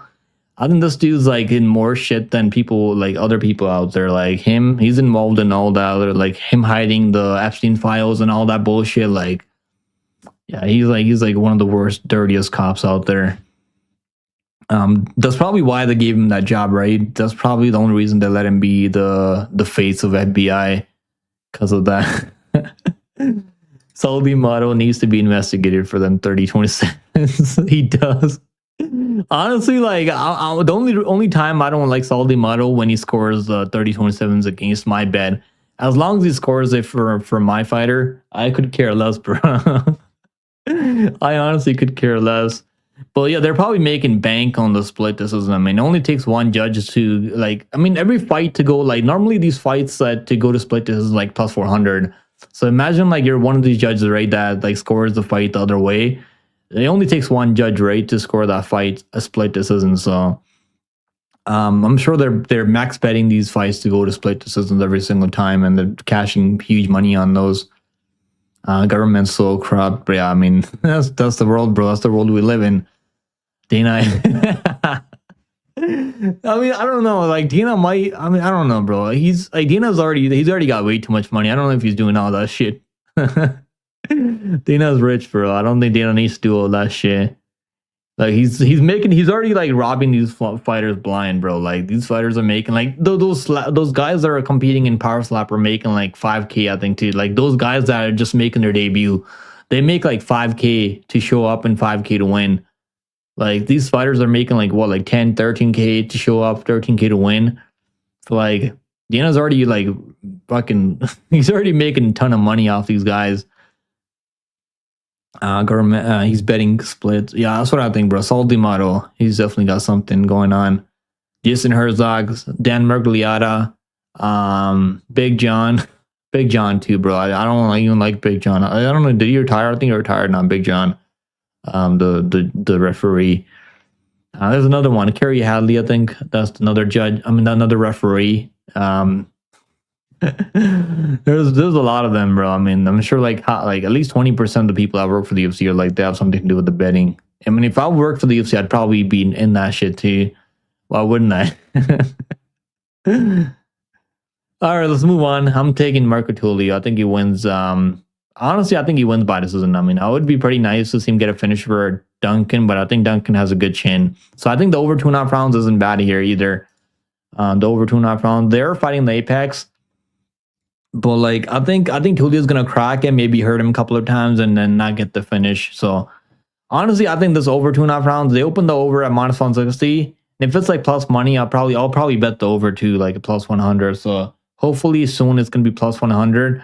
Then I think the plus 100 will be like minus 120 isn't bad. It touched minus 115, right? I think it touched minus 115 for the over 2.5 rounds like 5 hours ago. So I'm sure money's going to come in the under 2.5 rounds. Could Tulio finish Tresean Gore? Tresean Gore fucking sucks. He's terrible. And it still took him like to the end of the second on to finish Tresean Gore. Yeah, I think it goes over. I think the fight goes a distance. It's plus 100. I mean, plus 100, minus 110 now. I think it goes the distance. Honestly, I don't know. I have a feeling this fight's going to go the distance. But over 2.5 rounds isn't that bad. I think we see this fight going this. Both guys are durable. CLD has good striking defense and he has good chin. I think we can see this one going a little bit longer. And Tulio just getting in the scorecards. Next fight on the card, we have Ricky Simon taking on Tony Barcelos. Now, who am I gonna pick in this fight? Now, I am kind of biased because I don't know why. I don't like Ricky Simon. I don't know what it is with Ricky Simon. He's a good fighter. He's got good. He's powerful. He's got good wrestling. Like he's the only guy to ever beat Merab Dvalishvili, by the way. The only guy to finish. I mean, not the only guy to beat Merab, but he's the only guy to finish Merab by submission, by the way, a long time ago. So it's kind of crazy the fact like having a win over the bantamweight gold like that. I mean, how crazy is that, right? Even for like even the guy that beat Adriano Martinez. What was his name? The guy that knocked out Islam Makhachev. Imagine you're like 6 years old, you're like 8, and actually imagine when you're like 8 years old, you're telling your kids, your grandkids, I was the only guy to knock out Islam Makhachev. Like that would be fucking, I mean, that's a flex right there, right? I mean, I would love to like be that person to like knock out the pound for pound king. That's crazy. I mean, Adriano Martin's the only guy to knock out Islam Makhachev. Crazy how that works, right? Wouldn't be surprised if Anama threw his. That's what I think, bro. Honestly, I don't know. Like, did he really? Like, I think he would have got beat anyways. But the fact that he wasn't even trying to fight back in the first round, so something was probably going on there. What's going on, Vulcan? How you doing, Vulcan? You want to hop in and drop your picks, brother? I'm waiting for you, brother. If you're not at work right now, I dropped the link earlier. So if anyone wants to hop in and chat it up with me in the chat, you're more than welcome to come in and hang out with us. Wouldn't be. Yeah, I don't know, man. Nama, like they do train at the same gym, right? Factory X, Dogurian and Nama. So you never know. Maybe something fishy might be going on there too. They should probably investigate him too. Yeah, Nama left his shin. That wasn't honestly. It wasn't even his shin. The problem was him just not even fighting back. That's the main problem, bro. Like he was like, if you I watched that fight back after, because I was like, it's really fucking weird, bro. Like, I mean, I had the over 1.5 rounds, so maybe I am kind of biased on that one. And that was like my only losing bet on that card, bro. The only other losing bet that I had on that card was wait a minute, what was it? I think it was Combo by KO. I had like $20 on Combo by KO, so I lost that one. Then the only other one that I lost last week was the over 1.5 rounds in the Garcia fight. I got that at minus 105. So I was feeling pretty good about the over because I was like, Nama's probably going to get hurt. Then he might get finished at like at the second, third round because I picked Garcia by a third round KO. But like the fact that he wasn't even trying to like fight back, I mean, Garcia does have a lot of power, I mean, to be fair. So, I mean, it might be just Garcia being an absolute menace. And just like the way he was, I mean, when you have a guy like Garcia with the power that he has, walking you down like that, not letting you fucking breathe, not letting you catch your breath, not letting you recover. Yeah, I mean, I don't know how many people are going to be able to deal with that. Now, I don't know why Garcia called Max Holloway. Because, I mean, does he not know that Max Holloway is fighting at 155? Now, he's probably never coming back to 145. Because he already lost to Volkanovski 3 times. Generally, like two, it should have been 2-1 against Volkanovski for Max Holloway. And then the other matchup, I mean, against Topuria, he got knocked out like pretty bad against Topuria. And now I don't think he's ever going to come back. I mean, I'll say never, but like, I don't think he's coming back to 145 to fight Steve Garcia. And I think after he called out Josh Emery, I mean, that's kind of a valid call out. But I think they should have done Yusuf Jalal versus Steve Garcia. But Yusuf Jalal's like he's actually like on a 10-fight win streak right now, and he finished Josh Emmett by first round submission. I think that makes a lot of sense. So they could do Yair versus maybe Yair versus Steve Garcia, right? Because Steve Garcia is ranked number 8 now in the featherweight. So he actually moved up like 4 spots. Because I've seen people saying he should probably fight Arnold Allen. I don't know, Arnold Allen, like. They could do that fight because Arnold Allen, he beat Giga Chikadze, I think, recently. And then Amar beat Giga too. So they could probably do that. I mean, that win's not even that crazy for Arnold Allen. Or maybe honestly, I would like to see him fight on Sterling Aljo. I don't know if he's gonna take that fight. We can do it if you want, but I didn't. It's all good, brother. Just hop in. We'll just talk about this card, brother. It's all good. You don't have to like. I mean, you already know most of these fighters, anyways. He kept circling. Yeah, he did. He kept like moving into that. I mean, they were fighting the Apex, right? I mean, it's not easy fighting a guy like Garcia at the Apex. If you can't like knock him, if you can't drop him early, get some respect against Garcia. So that was probably an issue. That was probably part of the problem for Nama there. That would make sense because I'm sure it was plus money. Max never beat Ilya. No, that's what I'm saying. You're saying he will never beat Ilya. Okay. Yeah, I don't think he's ever gonna beat Ilya. I mean, he was actually looking good, but like his boxing is actually like supposed to be a good boxer, but like Ilya's boxing and power is just insane, bro. When this guy touches people, like they don't fucking move. It's actually kind of crazy. Let's go. We got Volkan in the house. Volkan, let me put my headphones on so I can actually hear you, brother. Let me put my headphones on. How's it going, Volkan? How you doing, brother? Go. What's up, bro? It's going well. Are you? How are you? Oh, wait a minute. Okay. Now I think people should be able to hear you now. I'm doing okay, brother. How you doing? Are you at home right now? Yeah, I'm at home right now, bro. I'm doing good as well. Thank you. Let's go, brother. Are you excited for this card, or like are you looking forward to the next week's card, MSG card, Islam? Yeah, I like UFC 322 a lot. Next week's card, but this week's card is not bad too. It's all right. It's not bad. What would you rate this card 1 out of 10 if you had to rate this card? What would you give it? Maybe a 6 or something. 6. What about for like an Apex card? Do you think it's gonna be better than last week, or last week was actually not a bad card, right? It wasn't a bad card. UFC always has like good cards, almost always. Yeah, exactly, brother. What do you think about this fight? Who you got winning here? Barcelos versus Ricky Simon. I got Who are Ricky you picking? Simone, but it could be close. But I got Ricky Simone here. You think Ricky can knock him out? I don't know. He could also do something maybe on the ground, but That's he fair. I could mean, also win on points maybe. that's fair. Those are valid points because Ricky Simone has good wrestling and he's got good cardio. His normally chin's pretty good. I mean, I don't know if I see Barcelos knocking him out, but I actually picked Barcelos here. I don't know why. I have a feeling that like Ricky Simone's gonna get takedowns in the first round. He's gonna maybe hurt him early, and then It is Barcelos going to gonna be keep a high pace close on him. though, I think too. Yeah, Barcelos. I see why you pick Barcelos too because he's not bad, but it should I be mean, a so good fight. Ricky and Talbot. That's true. Ricky has wrestling, whereas Talbot doesn't have wrestling like Ricky. So I get that point of view for Ricky. But I don't know. I thought the line was off. Plus 160 and Barcelos just seemed like it was a good bet because I think this fight's going to go the distance. I mean, the only guy that's ever knocked out Barcelos was Umar Nurmagomedov, right? And he just didn't see that shot coming, I think, from Umar.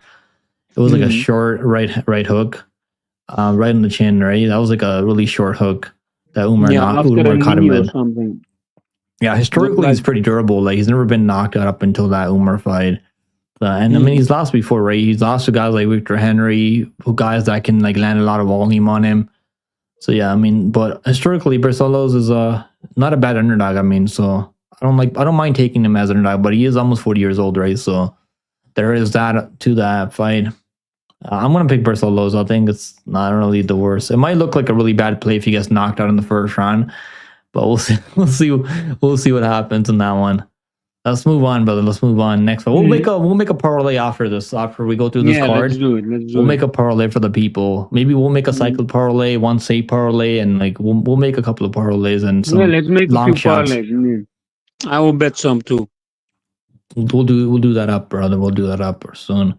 What do you think about the last week? Did you watch the last week's card? What do you think about the Bulgarian situation? Didn't watch the whole card, but I watched a little bit of it. But which fight did you hear about that the fixing fights controversy? What do you think about that? Yeah, weird stuff. I heard about it. I saw the clip, but it looked like it was an easy submission ish, but I don't know. Yeah, you never know. I heard that Dana also asked Isaac Dogarian that if he owed anyone money or how did he feel before the fight and stuff like that. But bro, if he probably owed fucking James Krause money. That's probably the only guy he owed money to. You know what I heard? I think Yanni the Greek was the one that said this in an interview with James Lynch.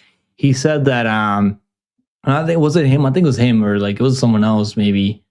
He said that the biggest like bet that came through on Yadir Delwalier was from Kansas City. That's what someone said.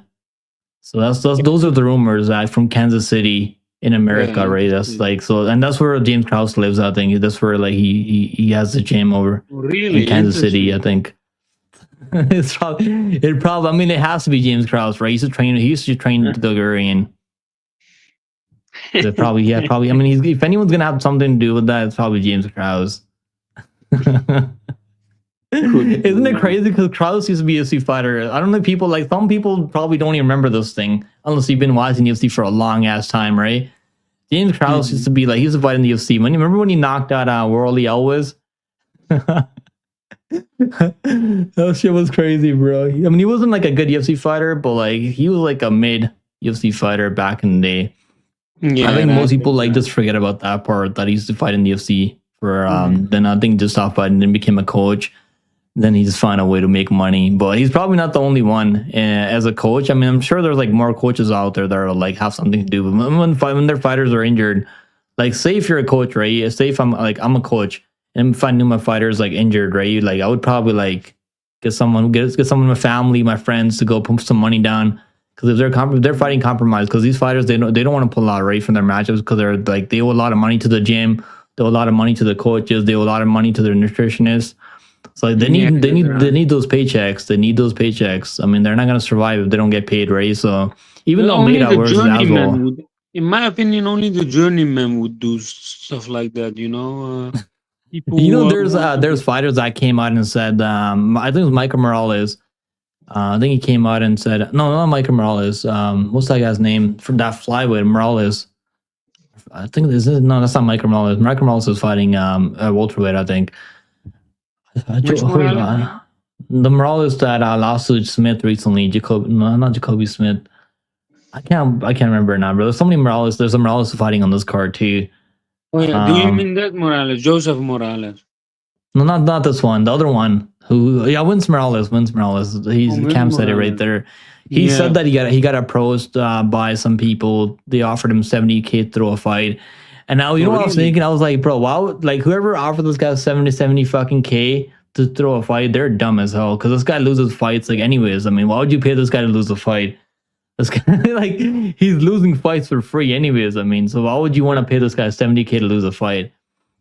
That's like really fucking dumb. But I'm sure they're finding people like say if you're trying to fix a fight, right? Why would you want to pay some people that can't even fucking win anyways? Like they're probably gonna be underdogs. So don't you want to pay people that are like favored to win over underdogs to like fix a fight, right? Wouldn't that be how you would do I think that's how I would do it. Like that's what they did with Dulgarian, right? They found someone who's supposed to win the fight. He's like minus 250, I think.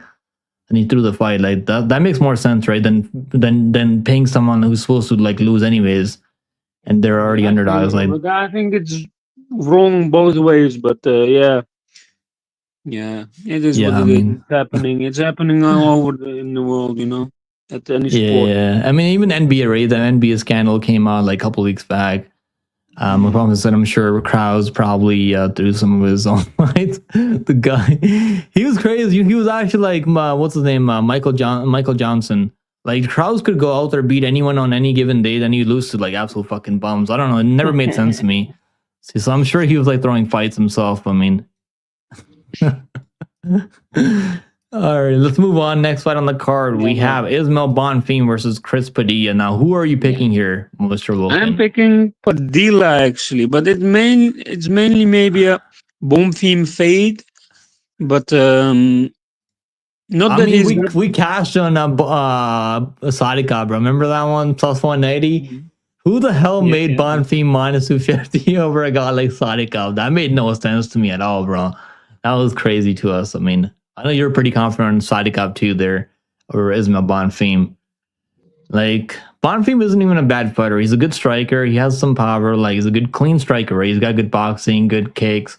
Like, he does everything pretty well, but he's kind of weak mentally, I think. Because, like, when things don't go his way, like, he kind of looks for the door, bro. I've seen this happen, like, a couple of times now.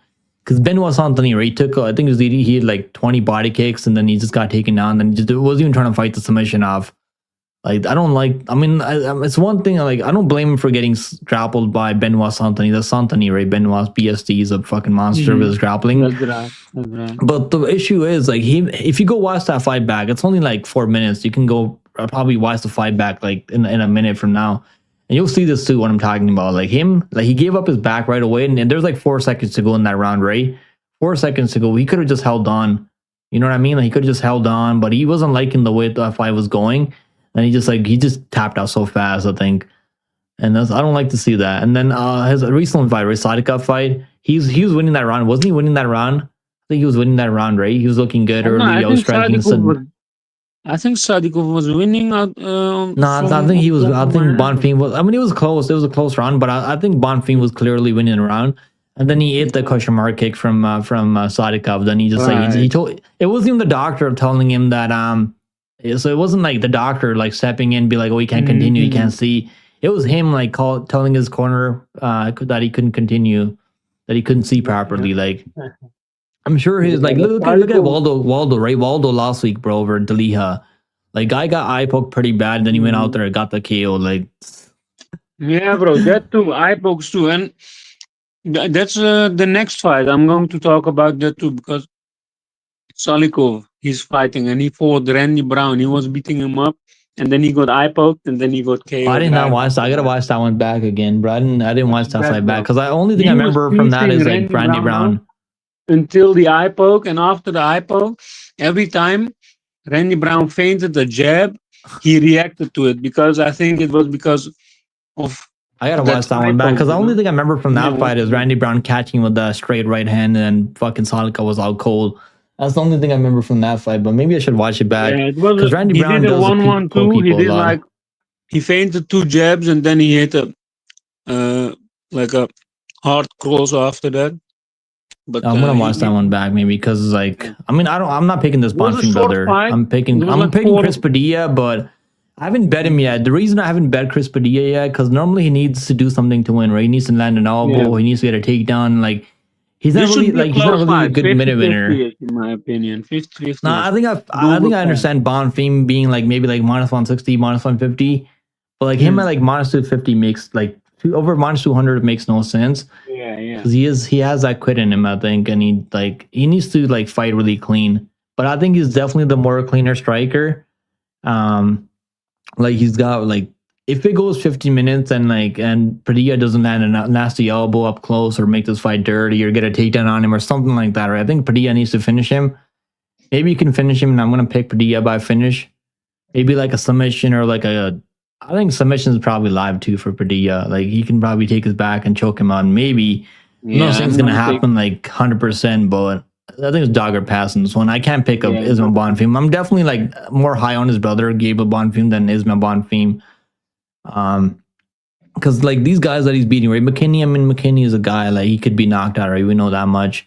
Vince Pichel, he didn't finish him. Vince is tough though. Vince is tough. I'll say that much, but still, like he's not really out there. Like he was minus 500, I think, over Vince Pichel, and he didn't look minus 500 there. Like he's been a favorite every single time. I think maybe other than the McKinney fight, he's like minus 105, like a pick him there. He's a favorite over Contender Series. So like so far, what is he? I think he's like 2-2 as a favorite, right? That's not really something you want to like back. So he's not really like profitable as a favorite, right? Minus 500, and you can good streak. Yeah, but he's like 3-0 as an underdog. So I haven't bet Padilla yet. I'm probably gonna maybe like take like a submission stab or like some. Let's see what the submission stab. I'm like curious to see. I think the lines will tighten up, to be honest. Padilla plus 175. I mean, he was all the way up plus like 205 at one point. He's gonna go down to like plus 150, maybe. I think. Yeah, I don't know, man. I feel like maybe live betting is gonna be better because I think Bonfim's gonna be winning minutes out there. Because it's like so much more cleaner. He's so much more cleaner as a striker than Padilla.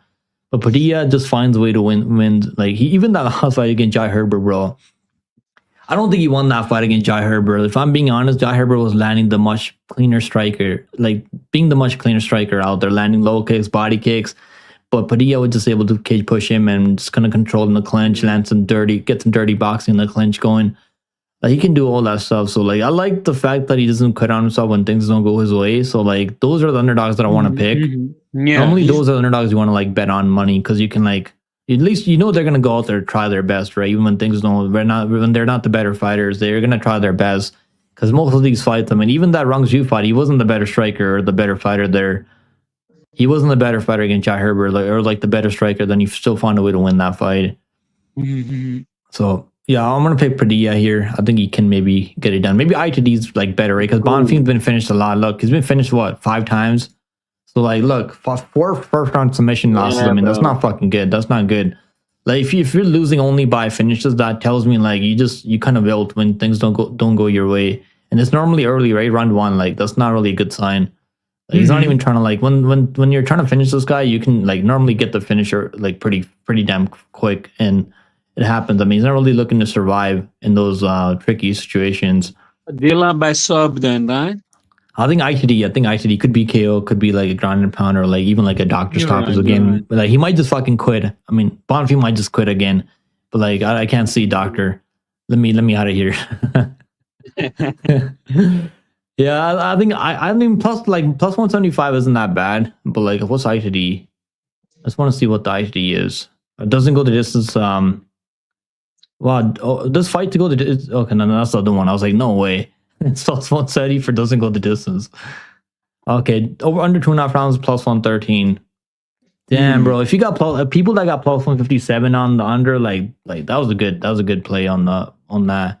Even plus 125, plus 113 isn't that bad, I think. But honestly, like fight ends by submission plus 300. What's ITD for Padilla? Padilla KO, Padilla submission. Plus 515, bro. Padilla submission plus 600 out there. I think that's something to take a stab on, huh? 240 for the inside distance. For ITD? What's ITD scorecards no action? I want to see what this is. Scorecards no action. It's minus 115. I kind of give Padilla more finishing upside here. I think he's tough enough that he can survive if Yeah, he's in you're right. trouble. You're right. He's not a gonna good- quit on that's a good himself. bet. That's Finish not a only. bad I mean, bet, it's not man. really the crazy value, but you get your money back. If you want to play it safe on this fight, I think Padilla finish only is like not the worst. Like, this one's like off. I think this one is not. Oh, this isn't only. I think this isn't only. I give Bonfim more upside to win by decision. I think here over him. Yeah. Padilla. I think Padilla's got more finishing upside here. He does, Bonfim bro. He never lost definitely by does. decision yet. Doesn't matter who's favored. They betting round one props and submission TKOs. What's submission round one for Padilla? Let's see. What's submission round one? Because it's good. Like Bonfim's been sub four Yeah, times yeah. now in the first round. So I'm curious to see what this round one submission is for. Because he got a round one submission over James on top. You remember that? Like in his debut, like he has the ability to do it. Let me see. Padilla round one. Was Padilla round one's plus 525. Okay. Submission round one. KO plus 1200. Submission round one plus 1200. Okay. I Okay. think round one is probably like not bad because like he can find an early finish on Bonfim. I'm gonna sprinkle it. That's like, I mean, moneyline isn't bad if you don't play it safer because it could be close, but I think if it goes to distance, I think Bonfim's gonna get it on the scorecards if it goes all 15 minutes. But I think the early round stab isn't the worst, like long shot stabs. Mhm. Let's move on. Next fight on the card is gonna be Muslim Salikov. I know you love. This is your boy, right? This is your boy, Muslim Salikov. He Taking is on the older doctor. side, and you know what it is? I've picked him before against Randy Brown. He lost, and then I thought like, okay, maybe he's old, and then he went on a good streak. You know, he beat some good people. Bro, he's 41 years old, but like I don't know if I can keep picking against this guy because he's 40, right? Because normally like these older guys, they're not supposed to win. He's actually been looking Yeah, better but- and better, so it's kind of crazy. to see. Indeed, bro. He's beating better and better people. Like Carlos Leal, he was like plus 400 against him, and he knocked I him out. mean, Leo was kind of overrated, but he had never been knocked out up until that point, right? So that's something to think about. That is something to think about. That should Because give him some confidence too. And Medic has been dropped by Urbina last time. Gilbert Urbina, I could not believe that shit, bro. I could not believe he got dropped by Gilbert fucking Urbina.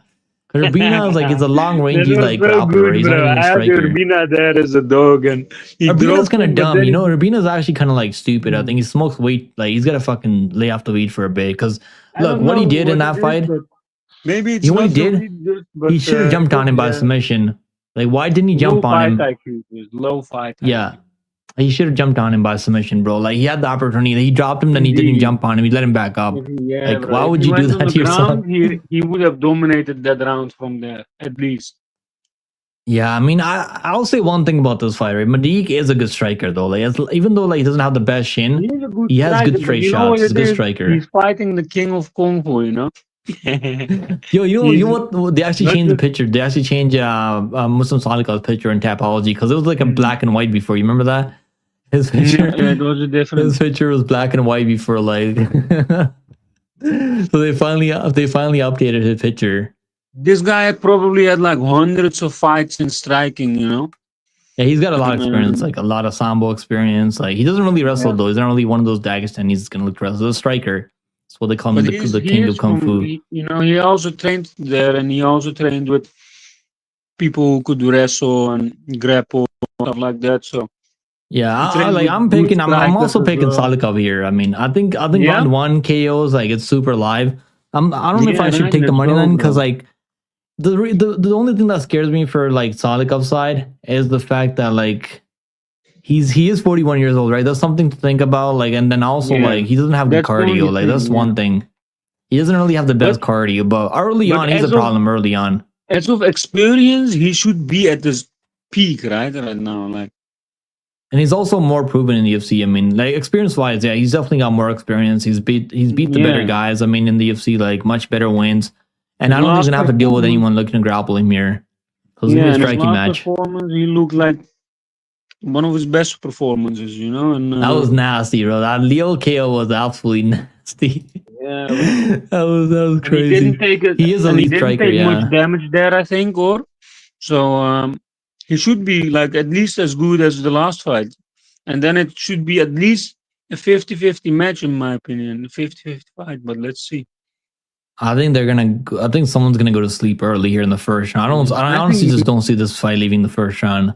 I think Medic, maybe they make him the favorite because they think that he can go to the ground and mix No, it no, no. up. I think the reason they made him the favorite because he's a lot younger and he's also got knockout younger, power and a lot maybe the rangier. other reason too, yeah. That's probably why, right? Age has a lot to do with it too. I think the odds here. When he is a good Mhm. striker, I mean, Madiq, even in the Orbai fight, I mean, he was fucking landing, he's hurting Orbai in that fight. I remember with some nasty knees in the clinch. He's nasty, man. Madiq, I mean, I can definitely see Madiq catching Salikov and putting him out cold in the Madiq first round. doesn't But have the best striking defense, in my opinion, either, and not the best chin. But let's see. yeah, Shin's like suspect though. He's there to be hit, right? Even in the Simmonsberger fight, he got hurt in that fight.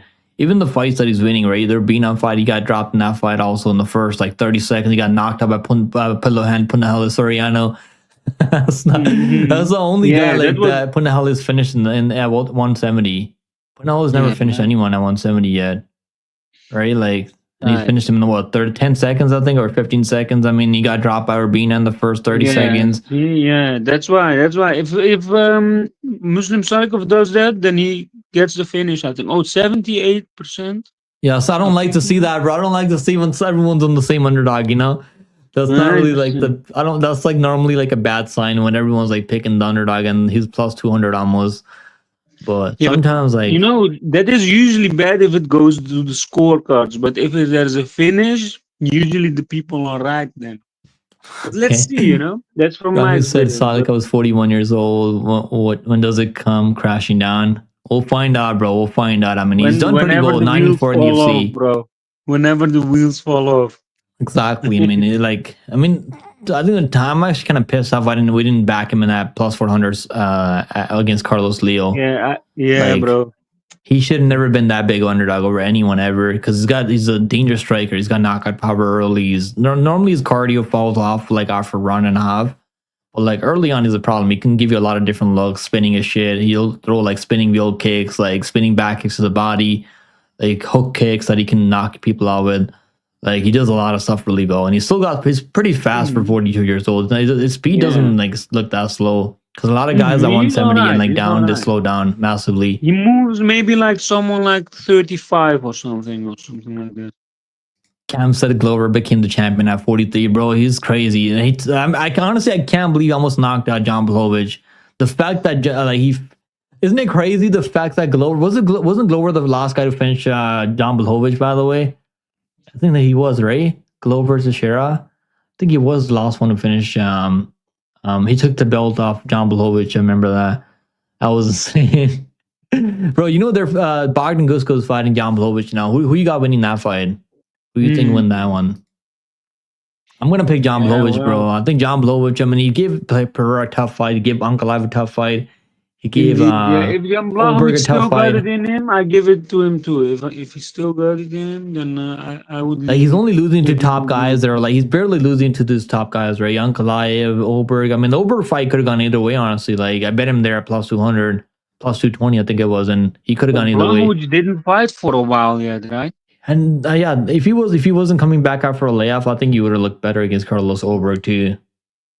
But I'm picking out. I mean, at 42 years, he was like 43 years old. I mean, to be fair, but it's light heavyweight, right? It's not really that big of a factor because the speed. I mean, like Gusko's probably going to be a little bit faster, but I don't know if I see Gusko knocking him out.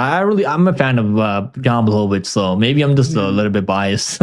Yeah. But I'm definitely going to Nice back guy. my boy Blachowicz there. Should Yeah, be a I good think fight. let's look at the props. What do you think about the props in this one? Salikov round 1 KO. I think KO plus Yeah. 25. I mean, is it that's- better to take the money line or KO? Money line is plus 140, right? Salikov round 1 I plus was hoping for the 438. knockout to be at least like plus 300, plus 400, but No, they're not gonna make that because the books know. I mean, this guy has Yeah. a suspect chin. Medic KO plus 102. No, then Muslim Salikov KO got more value. Than I think that. ends by KO is like minus 300. I think No, because okay. then doesn't go the distance like minus 700. So they're not expecting this fight to go the distance at all. And Like, they're really not expecting Salikov this one to go the knockout, distance. yeah. I think round 1 knockout. KO, round 1 KO, Yeah, round bro. 1. solid cut round 1. I mean, if he does, I feel like if he doesn't get a first round KO, it's gonna be like anyone's fight after that. Come on, we're gonna pick 3 fighters by round 1 finish, and we're gonna bet that. Bro, I'm picking solid cut round 1 plus 438. I And mean, that's not really Padilla that round bad. 1. I like that. Salikov We can round do 1. that. I mean, Padilla we'll round pick 1. that. Let's talk about this next fight, brother. Let's talk about this next one. Matt Chanel. Can you believe they're giving Matt Chanel a co-main event in 2025? Yeah. What world are we living in, bro? Hmm. What is going on here? What do you think the UFC's game plan is here? What are they trying to do here with the Joseph Morales and Matt Chanel? Joseph Morales, to be honest. Matt Chanel has, not the greatest name, but he has built a little name for himself, and maybe they are trying to push Morales because Morales did look really good against Alibi there, right? Yeah, and I mean that dude. I mean, I think that win wasn't even that crazy, to be honest. I know he's a big underdog there. It's his wins in the tough finale. I mean, the tough. He beat guys like what? Emmanuel Rodriguez. You remember this guy on Contender Series? Yeah, but We cashed him in parlays. You remember this guy, Eduardo Henrique? This guy should be in the UFC. They didn't give him a contract because he couldn't finish Antoine Ho, but he should be in the UFC, I think, too. He's one of the better prospects at flyweight 125. So he's beating all those guys. He finished Eduardo Henrique, which is not easy, bro. He's the only guy to finish him, too, by the way. And now he finished Alibi. bro. And he was undefeated. Right? Alibi was like, whoa, 10-0 undefeated. Like he's supposed to be like he's supposed to win that fight like 70% of time, 75% time. I think that's what the bookies had him at. So he's finishing all these guys that are durable, right? All like Alibi is durable. He doesn't have chin issues. Eduardo Henrique has a lot of KO power. He's in his prime right now. He's finishing these guys. Like Emmanuel Rodriguez is tough. Emmanuel Rodriguez actually cracked him on the feet, and then Morales still found a way to win that fight. So he's finishing all these guys. Like, I mean, he's definitely gonna finish Matt Snow, I think. I mean, Jimmy Flick, honestly, that was one of the worst fights I've seen. I think they got fired the night on that. Flick and did they get fired the night? No, okay, they didn't get fired the night, but it was like one of the craziest fights I've seen because it was such a sloppy fight. Because normally you don't see that 125 fights being really sloppy, not technical. And that fight was like Flick was winning this fight, bro. I mean, Flick should have won the fight if it wasn't for his gas tank and him being just dumb out there. And then he just like he let Chanel just like control him in the wrestling, and Flick kept going for submissions and all that. Like he just made a lot of terrible decisions there. Because I think he was going for a lot of submissions, if I'm not mistaken.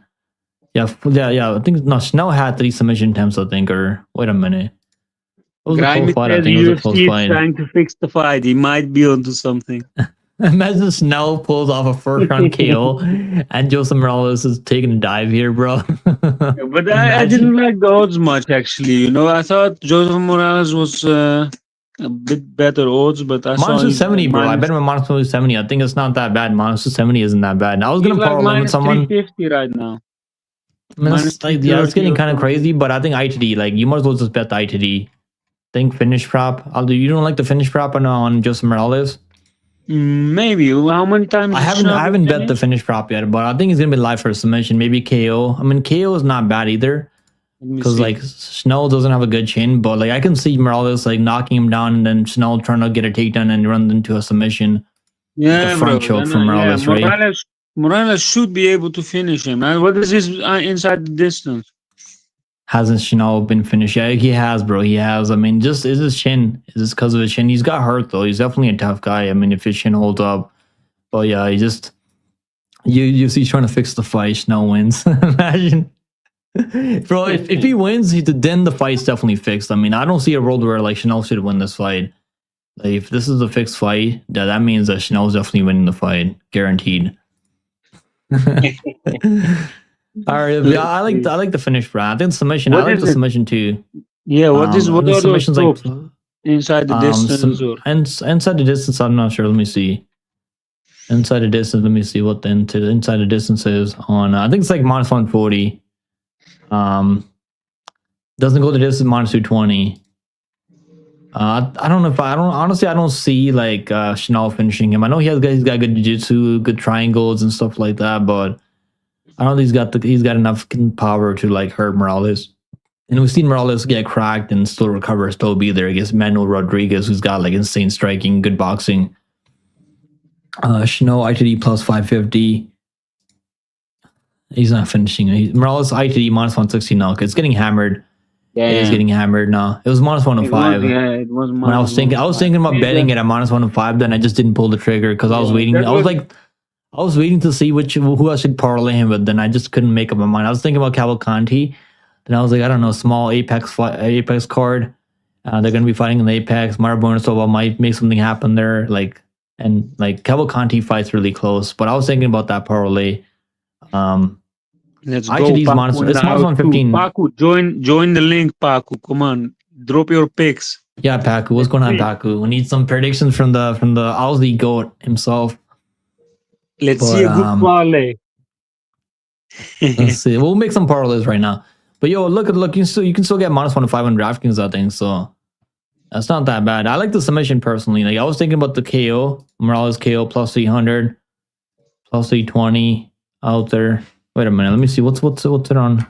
I think you can still get like minus 105 out there, Morales by finish. Like around even money, right? That's not really that bad. If you want to play it safe, you can just take doesn't go distance. But I think Moneyline's still a good parlay piece. I think until like minus 400, I honestly I give Morales like I think it's safe enough to parlay even up until like minus 400. Normally I don't like parlaying people at minus 400 unless I'm like really confident. And the reason I say that is because he's going to be the better wrestler here against Chanel. Chanel doesn't have good takedown defense. He plays BJJ off his back way too much.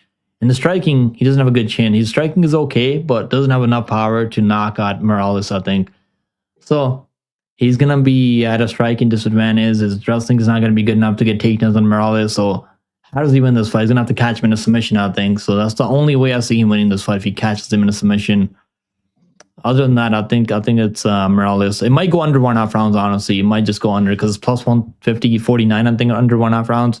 So I could see this one going under 1.5 rounds too.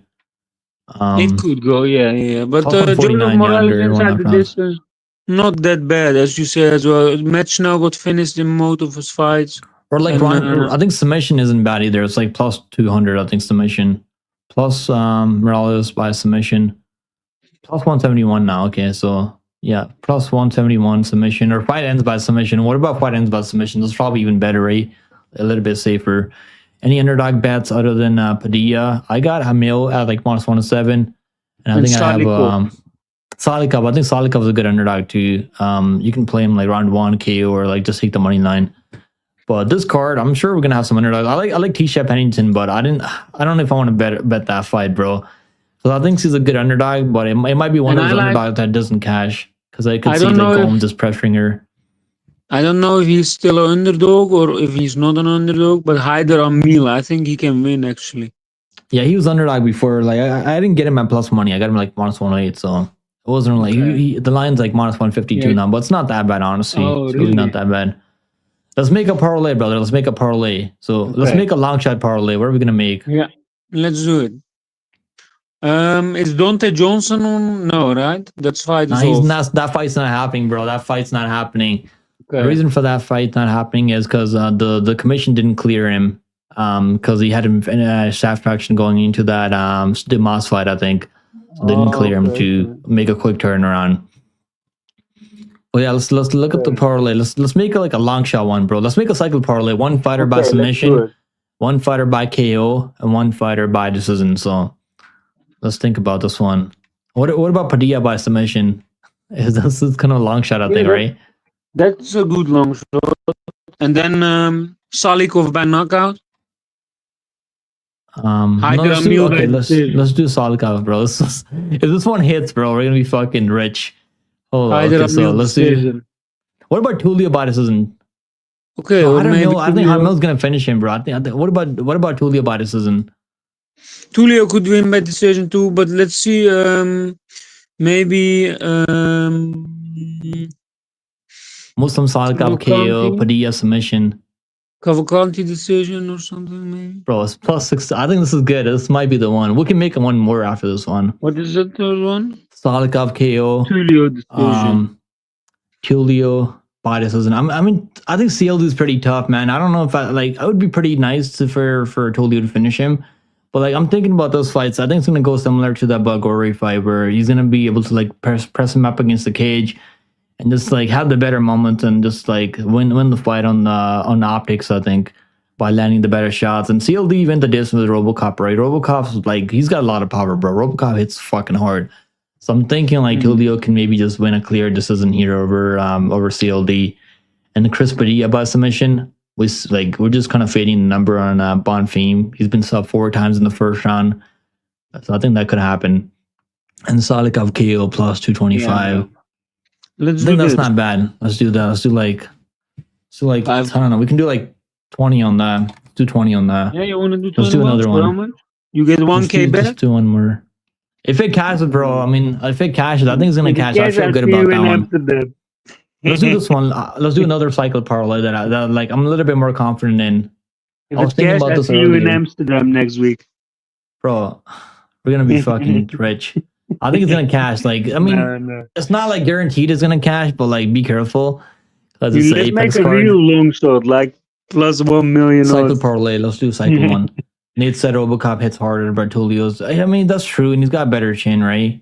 I don't know, Nate. I got a feeling that it's gonna be a clear decision for Tulio. But I mean, I want to see him. Obviously, I want to see him go out there, get a finish over a guy like CLD to really put his name on the map and like get a ranked opponent now after that.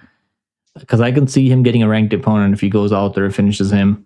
Because who could they give Tulio if he goes out there and finishes CLD? They could probably give him someone like, I mean, I don't know, Bulgari or like they already beat Bulgari. They are here to beat Bulgari, by the way. They can probably give him like Torres Finney or something. Finney's not even ranked though, I think, right? Finney's not ranked at 185. Maybe they can do like Bruno Ferreira, right? Bruno Ferreira. Well, I don't know. Would they fight each other? 2 Brazilians? I mean, you know what I don't like about Dagestanis, Vulcan? A lot of these Muslim fighters, they don't fight each other, right? You ever like? I'm sure you noticed that too, right? These Muslim, like Brazilian fighters, they actually fight each other. Unlike these Dagestanis, they don't want to fight each other. Even Islam, right? Islam against Bilal Muhammad. Like you wouldn't want to fight someone from your own country or something like this too. That's bullshit, bro. That's bullshit. It should not be like that. I don't think it should be like that. Paco likes Ricky Simone and Joseph Morales 2-leg parlay. Bro, that's a good one. I'm on the other side with Ricky Simone. I don't know. I've always faded Ricky Simone. I don't know why, but I think that's not a bad parlay. He can maybe get takedowns on Barcelos. So I know Barcelos can be taken on, and he doesn't have the best. Like he's 40 years old almost. So I think Morales is good, like a nice anchor to parlays this week. But let's make another one. Let's make one that I'm like a little bit more confident in. Okay. Let's do Morales by submission. And what do you think? Give me like a good. What about Ricky Simone by decision? You think he's gonna finish him or what? Simone by decision plus 121. Maybe Gabriel Bonfim submission. I think Joseph Morales is more live for the submission than Bonfim. You're right. That's maybe true too. But Joseph Morales could also get the knockout, maybe. But he could get the knockout. I mean, but I don't know. I can see he could knock him out cold. But I feel like it could play out like that. He's piecing up Machinal, and then Machinal goes for a takedown and runs into a submission. You know what I mean? Like, I feel like Morales. I mean, he's not really doesn't go for a lot of knockouts. Even when he's doing well on the feet and striking, he normally like grapples. So I feel like he's probably gonna look to grapple here, maybe. When's their goat Anshu Jubli coming back, bro? That's what I'm wondering. I mean, I watched every interview with Anshu Jubli. He's actually like, I think he did something for the Brave CF. I don't think I forgot what it was. Didn't he say at one interview that he said he could submit or knock out Khabib? Yeah, because it's true, bro. It's fucking true. You can't take that. You can't make a joke out of that because it's true. There's a reason Islam moved up to 170, bro. There's a reason for that. And that's Anshu Jubli. Honestly, bro, looking at that cycled fight, I mean, that's not even a bad loss anymore for Anshu Jubli, right? Like, look what he did to Akpraz. Like, fuck, that guy's a problem, bro. That dude's an absolute fucking problem. Yeah. So, I mean, I think they should probably give him, like, I don't know, they can probably give him someone, because he's still in the UFC. I don't think they're going to cut Anshu Jubli. You know, those one punch, one strike knockouts. He was still like protesting. I remember like the cycle dropped him and then he got up right away and he was protesting. I remember. So that was kind of like a bit of an early stop as in Aussie. Right, Paku? What do you think about that, Paku? They have Aussie bias over there in Australia. All right. Yeah. Let's think about the next leg. I don't know. Either we gotta pick someone who's like got a high likelihood of winning by decision here. Like, who do you think? Ricky Simon by decision makes a lot of sense. I think. Or don't you think that Maybe Marco's Cavalcanti by decision, but they don't have that. Marco's by decision, maybe. Cavalcanti's like minus 200, bro. It's like minus 200. Yeah, but It's like it's a minus selfish 200. one, you know. You might as well take the money line at that point. We gotta do a plus money. We gotta do a plus money for the people. I can't do a minus 200 by decision prop ever over anyone. So he's probably gonna win by decision. I mean, I'm just saying, but let's do Ricky Simon. Ricky Simon, I think Barcelos is tough enough to stay in there. You think Ricky can knock out Barcelos? Maybe, but he could, but you know, you never know. Yeah, this is the one right here, bro. Stephen Wynn Ray. I think you could take him down and wrestle him, honestly. What is the odds he on Ricky 145er? Simon? Because I would give him not the greatest chance to knock Barcelos out. Like, it's not the only chance to win for him, but there is a chance. This one right here, bro. This one right here. Nate said it. Morales submission. Exactly, Yeah, right. bro. Morales sub is Morales not the bad submission. one. Maybe we can just we don't even have to parlay this. We can just bet it straight up and plus 171. But let's throw in a parlay. It's like more juicy when you throw in a parlay. Okay, let's do it with Let's do a submission parlay. Let's do either a Mill money that. line maybe with it. I don't know. Mill money line or a Mill KO plus 168. But it dropped though. It was pick a mods and now it's like minus 141. But he should win. That's right? not bad. Honestly, I just want to bet the shit straight up. I think it's not that bad. But let's do cycle one. Maybe I'll bet it straight up after. Salikov knockout. We already have that. We already have Salikov KO. Yeah, another one. We already put that shit on another one. He said under 2.5. Okay, I like the under. I like what Nate's thinking. Under 2.5 rounds. It's plus money, right? Or it's minus 103. That's not bad. Under 2.5 rounds for the main win. Team submission or Randy Brown. Either Brown knocks him out, I think. Yeah, either Brown catches him with the nasty shot from range and puts him on.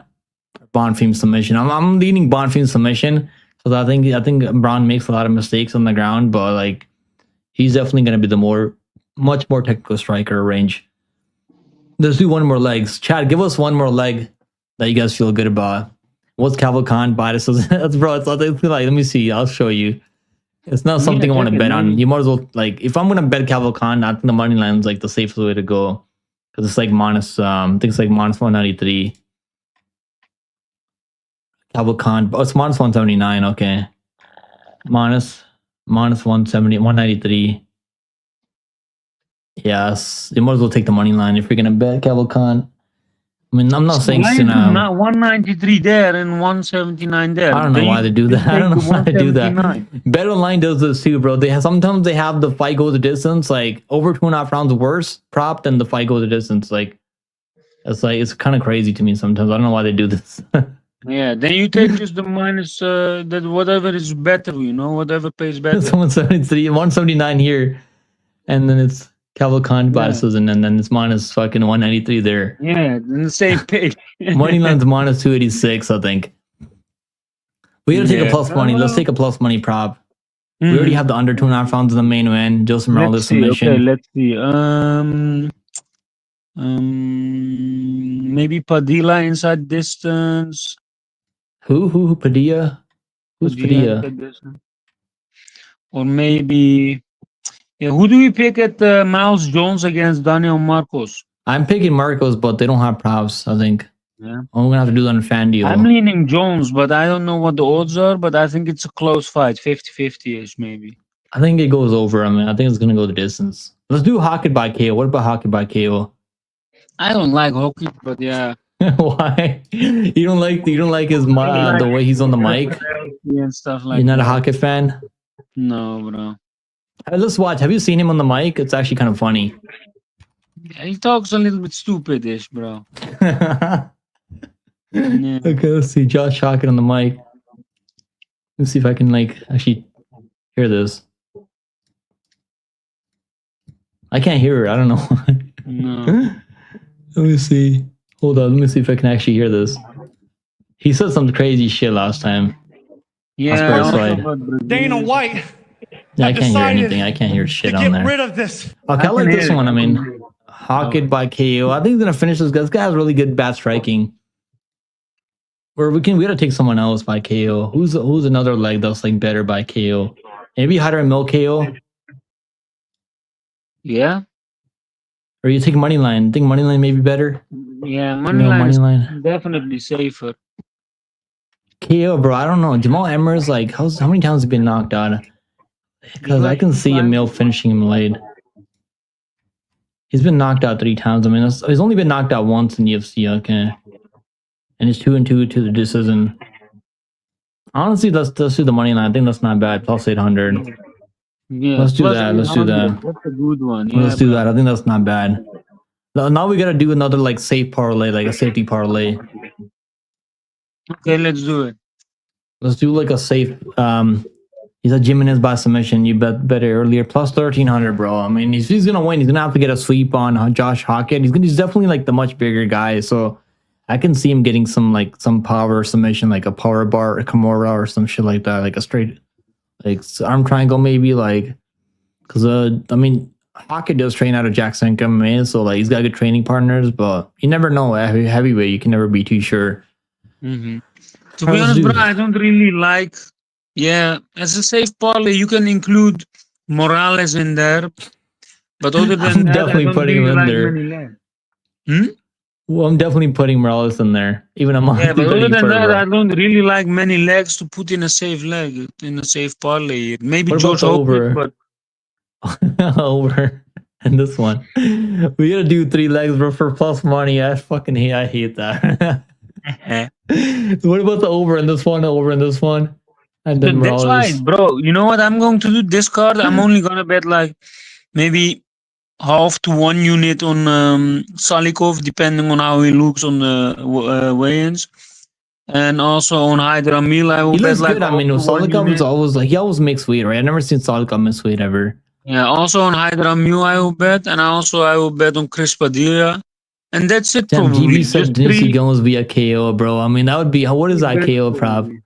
That'd be pretty crazy. See, find a KO over T-shirt Pennington. Hydra Mu maybe not Plus anymore 500. since it's like minus 150 right now. Which one? Which one?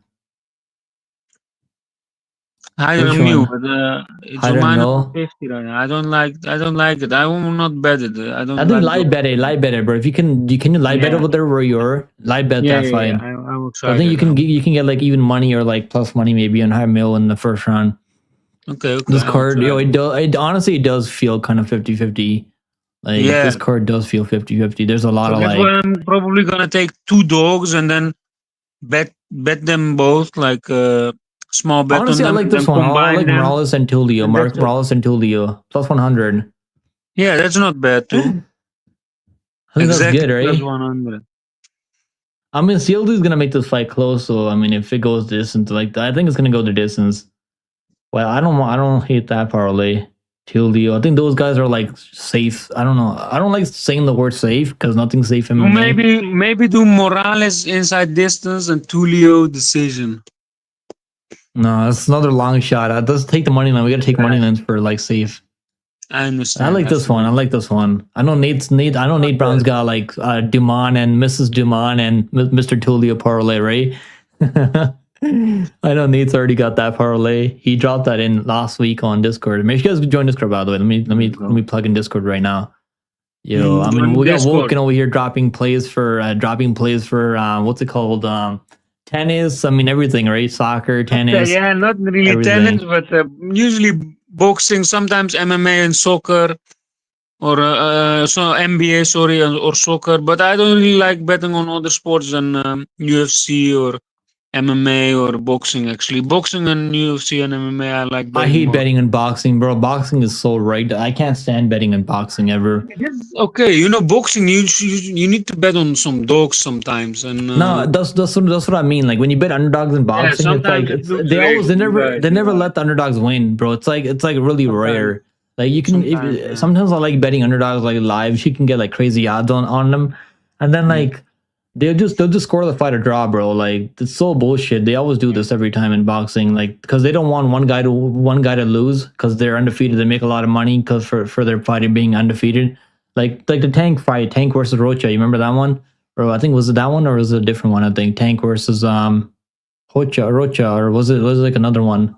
Roach, right? I think it was Roach versus Tank Davis. I thought Roach won that fight, but like they scored it a draw. Even Manny Pacquiao versus the other guy. What's his name?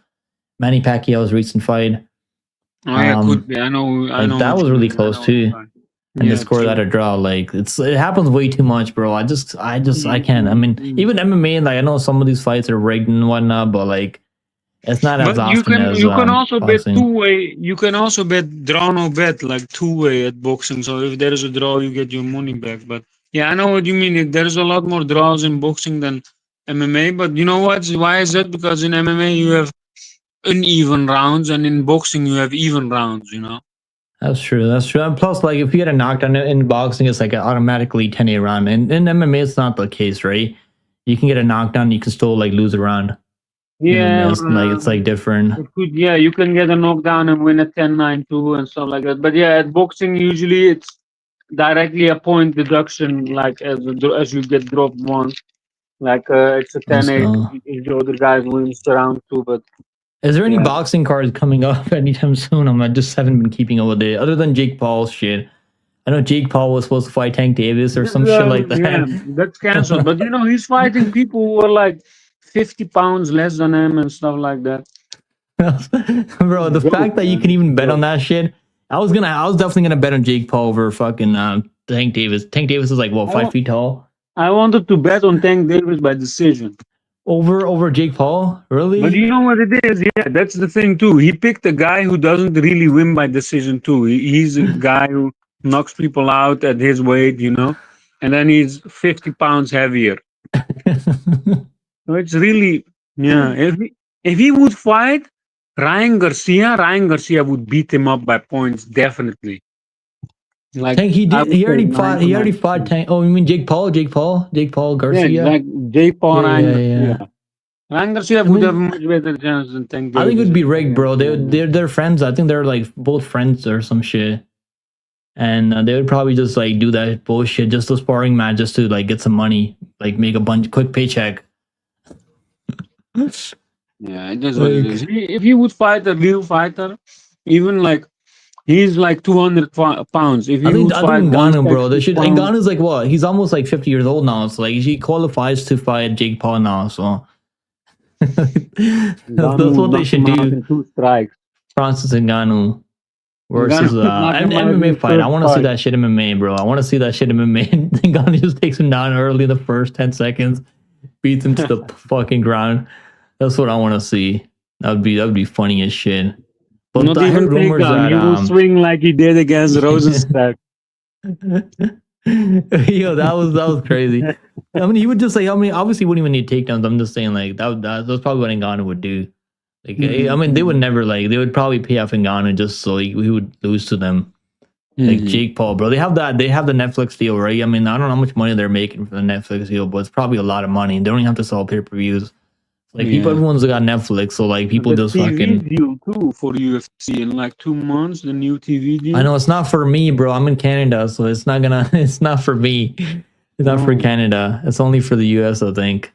But I hope they work on that for. Already, right? You can watch it on television. I have IPTV downstairs, but like I stream on my computer, so like I just watch. Sometimes I don't even I used to buy pay-per-views, but I haven't been buying the pay-per-views recently. Because we have a nice link now. We can just watch that shit on free. It's actually better too. If you buy a pay-per-view through Fight Pass, it's like there's like a delay in Canada. But if you just watch it through like a free stream, it's actually like much better. I know. Same thing that happened with that Netflix boxing event too. Like Jake Paul. Yeah, it was crashing. I think it was crashing a lot. Right? It was crashing on Netflix, but on the free streams, it was not lagging. Yo, what's good? In fact, you said, what's up, bro? Leaving work. Let's go, bro. I'm glad you can tune into the live stream. I want to get back on the live stream, bro. I used to do a lot of live streams, and I just haven't been doing these. I'd make at least like an hour or two, like every couple of days, and go live for a bit. But he can Salika -1 to 85. I mean, for the under, I think it's like under 1.5 rounds, right? Under 1.5 rounds is kind of tricky though. I mean, I think it goes under 1.5 rounds, but like it is still kind of tricky for the under. Because like I Bro, can see I'm Salikov like hurting him. They're hurting each other, and they both survive the first round. Then it goes. It Salikov becomes a dog of stoppy the fight. week, brother. Salikov dog of the week. That I He's will good, man. announce it But the age after the factor still weigh-in. scares me a little I'm bit. not- Huh? Age factor scares me a little bit. Him Yeah, being of course, 42 years but, old, I have he's in a welterweight, right? good Like run, you know. If he does, he is in a if good he does run. what he did against Leo, then Medic is in a big problem. That is true, bro. Nate said Tulio better not let me down, Norma. Better not let me Norma down. Bro. Norma almost let us down, bro. I mean, thanks to the judges. I mean, respect to the judges. We had some culture judges out there. But- Can't really get.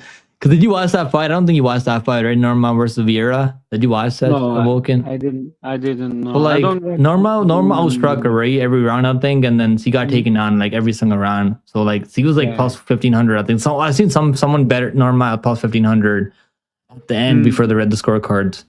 So like Okay. some people were saying it was a robbery, but I mean, on damage, I could see a world where like Norma won that fight.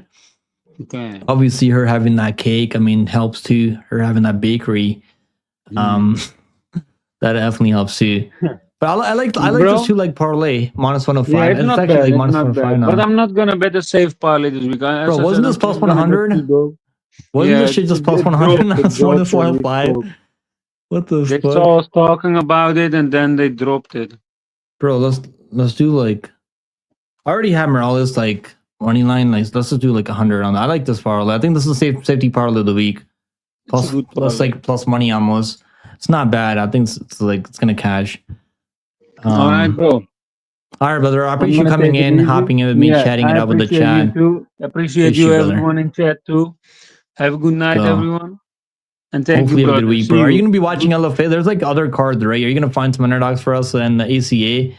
Every time I bet ACA, I lose money, bro. Every time I bet ACA, I lose money. I can't bet I bet ACI, Timur but I Khizriev. thought I can maybe bet something else. Like they But, got I'll LFA let too, you know. bro. There is What about boxing. Shannon There is- Clark? There I'm is thinking about boxing Shannon Clark, tomorrow. bro. Australian boxing card. I can find a few picks on that card. Yeah, guys, make sure you guys join Discord. Welcome will drop some crazy underdog plays. I mean, the guys giving you guys underdogs after underdogs. But look at this one. I like Shannon Clark. My Canadian girl's back, bro. Streak again. You remember Shannon Clark? You remember Shannon Clark from the Contender Yeah, Series? I remember her. She's back. She's back in LFA. LFA. She's headlining the LFA, card in yeah. LFA this Friday, I think. Yeah, she I'm got probably gonna bet her, flatlined bro. by that plus 600 lady. It was a fluke KO, bro. I mean, that shit doesn't happen 9 out of 10 times. I think it was a fluke KO. But the crazy That part happened was once he in was like 100 plus times. 1100. Or I think she was like plus 1900 to win that fight on Contender Series. Now she's plus 175. And it's 5-round fight, bro. I might take Shannon Clark as underdog Yeah, in this bro, one. that's a good. Maybe that's like a not bad. $50 on the money line. I'm thinking about it. Or like I think the over is gonna be juiced though, but I think it goes all 5 rounds. I like this one, but I think it's a good dogger pass. Yeah, that's And a good then- one, bro. That's a good one. Sharp one. And this one All too, right, bro, Luan take it Pedroso. easy. All Take right, it brother. easy, everyone. I'll let you go. I appreciate you good night. chatting it up with us. Yeah, thank Take you. it easy, See ya. brother. Later. All right, Chad. I gotta be out of here soon. I'm gonna do some research for LFA like tomorrow maybe, because I've already been doing research for UFC 322. Like I'm already looking at UFC 322. I don't have any bets on UFC 322 just yet. But like I watched all of Jack Della fights back, and I watched Islam Makhachev fights back. I was watching Valentina Shevchenko, Zhang Weili fights back. And some of these lines are actually, I think it's going to be a good betting card. And we got Leon Edwards, Carlos Prates, we got Benil Dariush versus Santani, man. I think there's going to be a lot of underdogs on this card. I really do. I have a feeling about this card being like a lot underdog heavy. I thought Norma lost the fight, but you had her in parlays that ended up cashing. Bro, thanks to the judges. I mean, but honestly, like I'm not like, even if you watch that fight like back unbiasedly, like Vieira was getting takedowns, right? I mean, she was taking her down every single round, landing some good shots on the feed, but Norma was landing like the more volume. So on volume, on damage, I mean, like, I don't know which one. It was a really shitty fight, I mean, to be fair, but I mean, I can see a world where like Norma wins that fight because he had, I think she doubled her up on significant strikes in that fight, but obviously she kept getting taken down every single round. So it was definitely a close fight, but I'm happier Norma got it done. I'm not sure if I'll bet Norma again because I was such a sweat, bro. Yeah, this card, man. Drop your hot takes for this card. Drop your hot takes for this UFC 222 card. Who you guys have winning the main event, bro? Islam Makhachev, Jack Della Maddalena. Crazy super fight. I mean, Islam Makhachev trying to be a double champion. Jamie Lee trying to be a double champion. I don't think we've ever seen this before, right? On a pay-per-view card, 2 former champions trying to be double champions. This is like the first time, I think, or I could be wrong on that. Maybe this ain't the first time this is happening on one pay-per-view card. And we got Leon Edwards taking on Carlos Prates. Honestly, I might pick Edwards. Am I crazy for like thinking Edwards might win this fight? Because he's a good enough technical striker, and we've seen what Gary did to Carlos Prates, right? Like Prates, he's got to kind of line you up for those power shots. He's got to pressure you. I mean, if he can't find Leon Edwards, Leon can maybe stay on the outside, land shots on the way in, catch him with some, just kind of land low kicks, body kicks. You like Padilla as a dog? I like Padilla too. I like Padilla, like by finish, I think by submission too, specifically. You got Islam winning. That's what I'm thinking too, bro. That's what I'm thinking too. Like I'll pick JDM every single time in the UFC, bro. I like JDM. He fights for your money. He's like plus 220, I think, or I think it's like plus 220 now. Underdog right now. He's probably gonna close in at like plus 250, plus 275, maybe. Like I think it'll be like plus 250 underdog. Closing line on Jack Della Maddalena. But the issue is he still gets taken on. I mean, he's been taking on a lot of fights in the UFC, so he's probably gonna get taken on.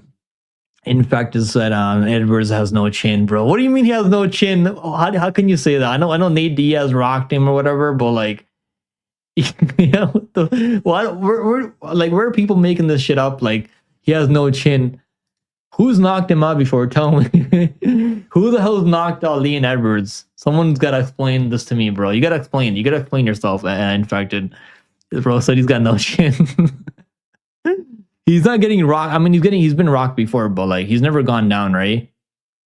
Edwards has got a good chin, I think, and he's a much more technical striker. It's only a 3-round fight. I can see him winning 2 rounds out there if he doesn't get knocked out cold. JDM has scraped. He has. I mean, it's a few close fights. I mean, so there is that. But this is definitely a test for JDM.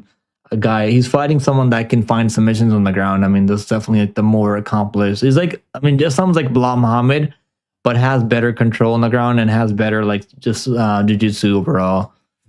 Yeah, I don't know. I might pick the underdog, man. It's gonna be like around plus 200, I think, for Leon Edwards. And he only lost to Bilal Muhammad. He lost to Sean Brady. I mean, those guys. I mean, are you guys confident that Prates beats Sean Brady or Bilal Muhammad? Because honestly, I'm not confident that Prates. I mean, maybe he could knock out Bilal Muhammad, maybe, but I'm not really confident that he beats any of those guys, both of those guys. I think I'd pick Brady to beat him by taking him down or wrestling him, maybe. And then we have Beneil Dariush. I might fade Santoni again. I might just fade Santoni again, bro. I might just do it, honestly. Bro said you're picking Leon. I might pick him because I think it's a good underdog, honestly. I really do. If he doesn't get knocked out, I think he can win that fight by just being more technical. Like just winning 2 out of 3 rounds. Maybe he gets dropped in the 3rd round, survives. JDM scraped by Angela. He didn't scrape. He didn't scrape by, bro. I mean, he got locked in a submission attempt. I mean, I think it was an arm triangle. Then he survived that. But like, he won that fight pretty clearly. Honestly, like that was not a close fight. I know we don't like Andalusa. I know you don't like Andalusa. I mean, but come on, that was a pretty clear decision for JDM. You're picking Leon, bro. I think I'm gonna pick Leon too. I don't know. I can't, like, the fighting nerds. They've been looking terrible this year. I mean, they just like they were winning before. They were all winning before. Now they're all losing every fight. That's not the only reason I'm gonna pick Leon. I just think he's like the more technical striker, but he is low volume though, so I don't like that part. Him being super low volume. Dariush is chinny. He is chinny. I mean, so can Santoni knock him out? Maybe. But Santoni doesn't have like the best striking, but he's definitely gonna be live for the knockout early, I think. I mean, Moicano almost knocked him out, I remember, in that fight, but then he took him down. Like Moicano took down Santoni. Can Dariush not take him down? I think Dariush could take him down too. I might do really bad on predictions on this card. I might just pick like a lot of underdogs. And then Sean Brady versus Michael Morales. I might pick the underdog again, bro. Because Sean Brady, I can't pick someone that gets knocked out by Bilal Muhammad. I don't know if I can do that. It's definitely tough for me. And the way he was just like covering up, I mean, just wasn't even fighting back. It's like stuck in my mind forever. Him just like looking at the fucking referee. He probably is going to take down Michael Morales. Like, Sean Brady has good wrestling overall. So this card's good, man. I can't wait for this card. We got Blanchfield on the card. We got Tracy Cortez. Let's go with Tracy. I think Blanchfield's going to destroy her in the rematch this time. Biesinger, sister. They found Eric Mechanico for this guy to fight. Wow. Fatima Klein versus Angela Hill. Isn't Fatima Klein and Blanchfield, I think they're like together, right? I think they're like together. I don't know why I did that, but they're like together, I think, both of them. You're taking, I think Morales plus money, bro. I like the plus money on Morales. I think honestly, like plus 2.5 might be even better because I don't think I see Sean Brady finishing him by submission. I think Morales is really athletic, and we've seen like Brady struggle against people. If you can't take him down, I think he's gonna be cooked on the feed. Morales is probably gonna be live for a KO. I'm probably gonna pick Morales by KO. And then these other fights, I mean, they're not even that bad. Carl Dawkins.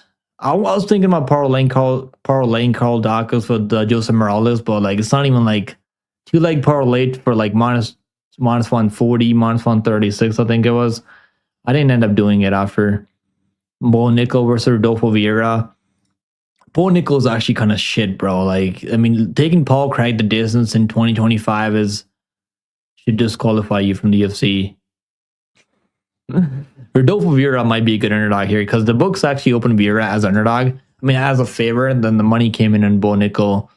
Moicano's worse than this guy is also fun. What? Oh, you mean mechanical? I thought you said Moicano. I read that wrong, bro. I actually read that wrong. That's true. That is true. He is like, honestly, the other guy wasn't even that bad. He wasn't fighting at the right weight class, and he rocked Cesar Kayev, I think, in the first round. Right? He almost fucking knocked him out. I remember, or like it was like almost like a standing TKO. Cesar Kayev was getting fucking teed off on at the end of the first round. I remember. But then he found a way to submit him after. Yeah, Mechanical is so bad, bro. Like, the Brandes fight was an absolute shit show. I was like one of the worst fights I've ever seen in my life. Roman Coppola versus Gregory Rodriguez. I think RoboCop, if he's smart, he should probably get the takedowns in this fight. Malcolm Mulmaker versus Cody Haddon. Man, it's not easy fading Mulmaker. And I don't know, man. He's got a lot of fucking knockout power. Like, he can end the fight any second. But Cody Haddon's going to be a big underdog here, I think. He's probably going to be like, I bet on Cody Haddon over Toporia's brother. Like, what's his name? Fucking Alexander Topuria. And I don't know. I ended up pulling out from that fight. Wallmaker's probably going to win this fight overall. Vieira's kind of shit. He is. I mean, he's kind of low volume, and like, but he is kind of low volume. Remember that fucking Petrosky fight now.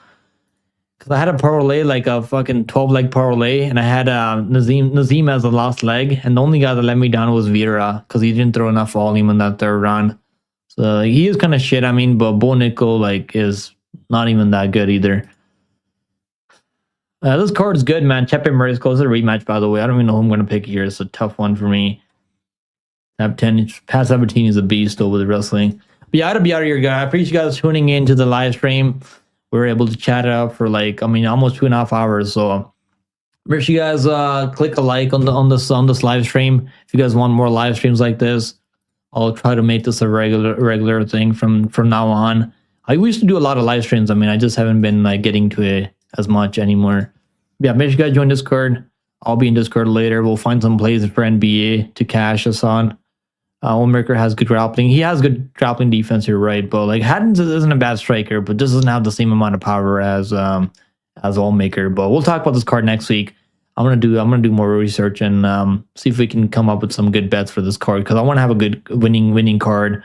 UFC 322 is one of the best cards this year. Toporia's brother is not very good. Crazy Topuria said his brother. Yeah, I mean, every brother is gonna say that, right? Obviously, if you have a brother, you're gonna like hype them up, right? But yeah, I'll see you guys in the next one, boys. Hopefully, I'll see you guys maybe Friday, or like also at least maybe I'll go live like for LFA, because like I still haven't got my truck back, so I'm still like just kind of like waiting around.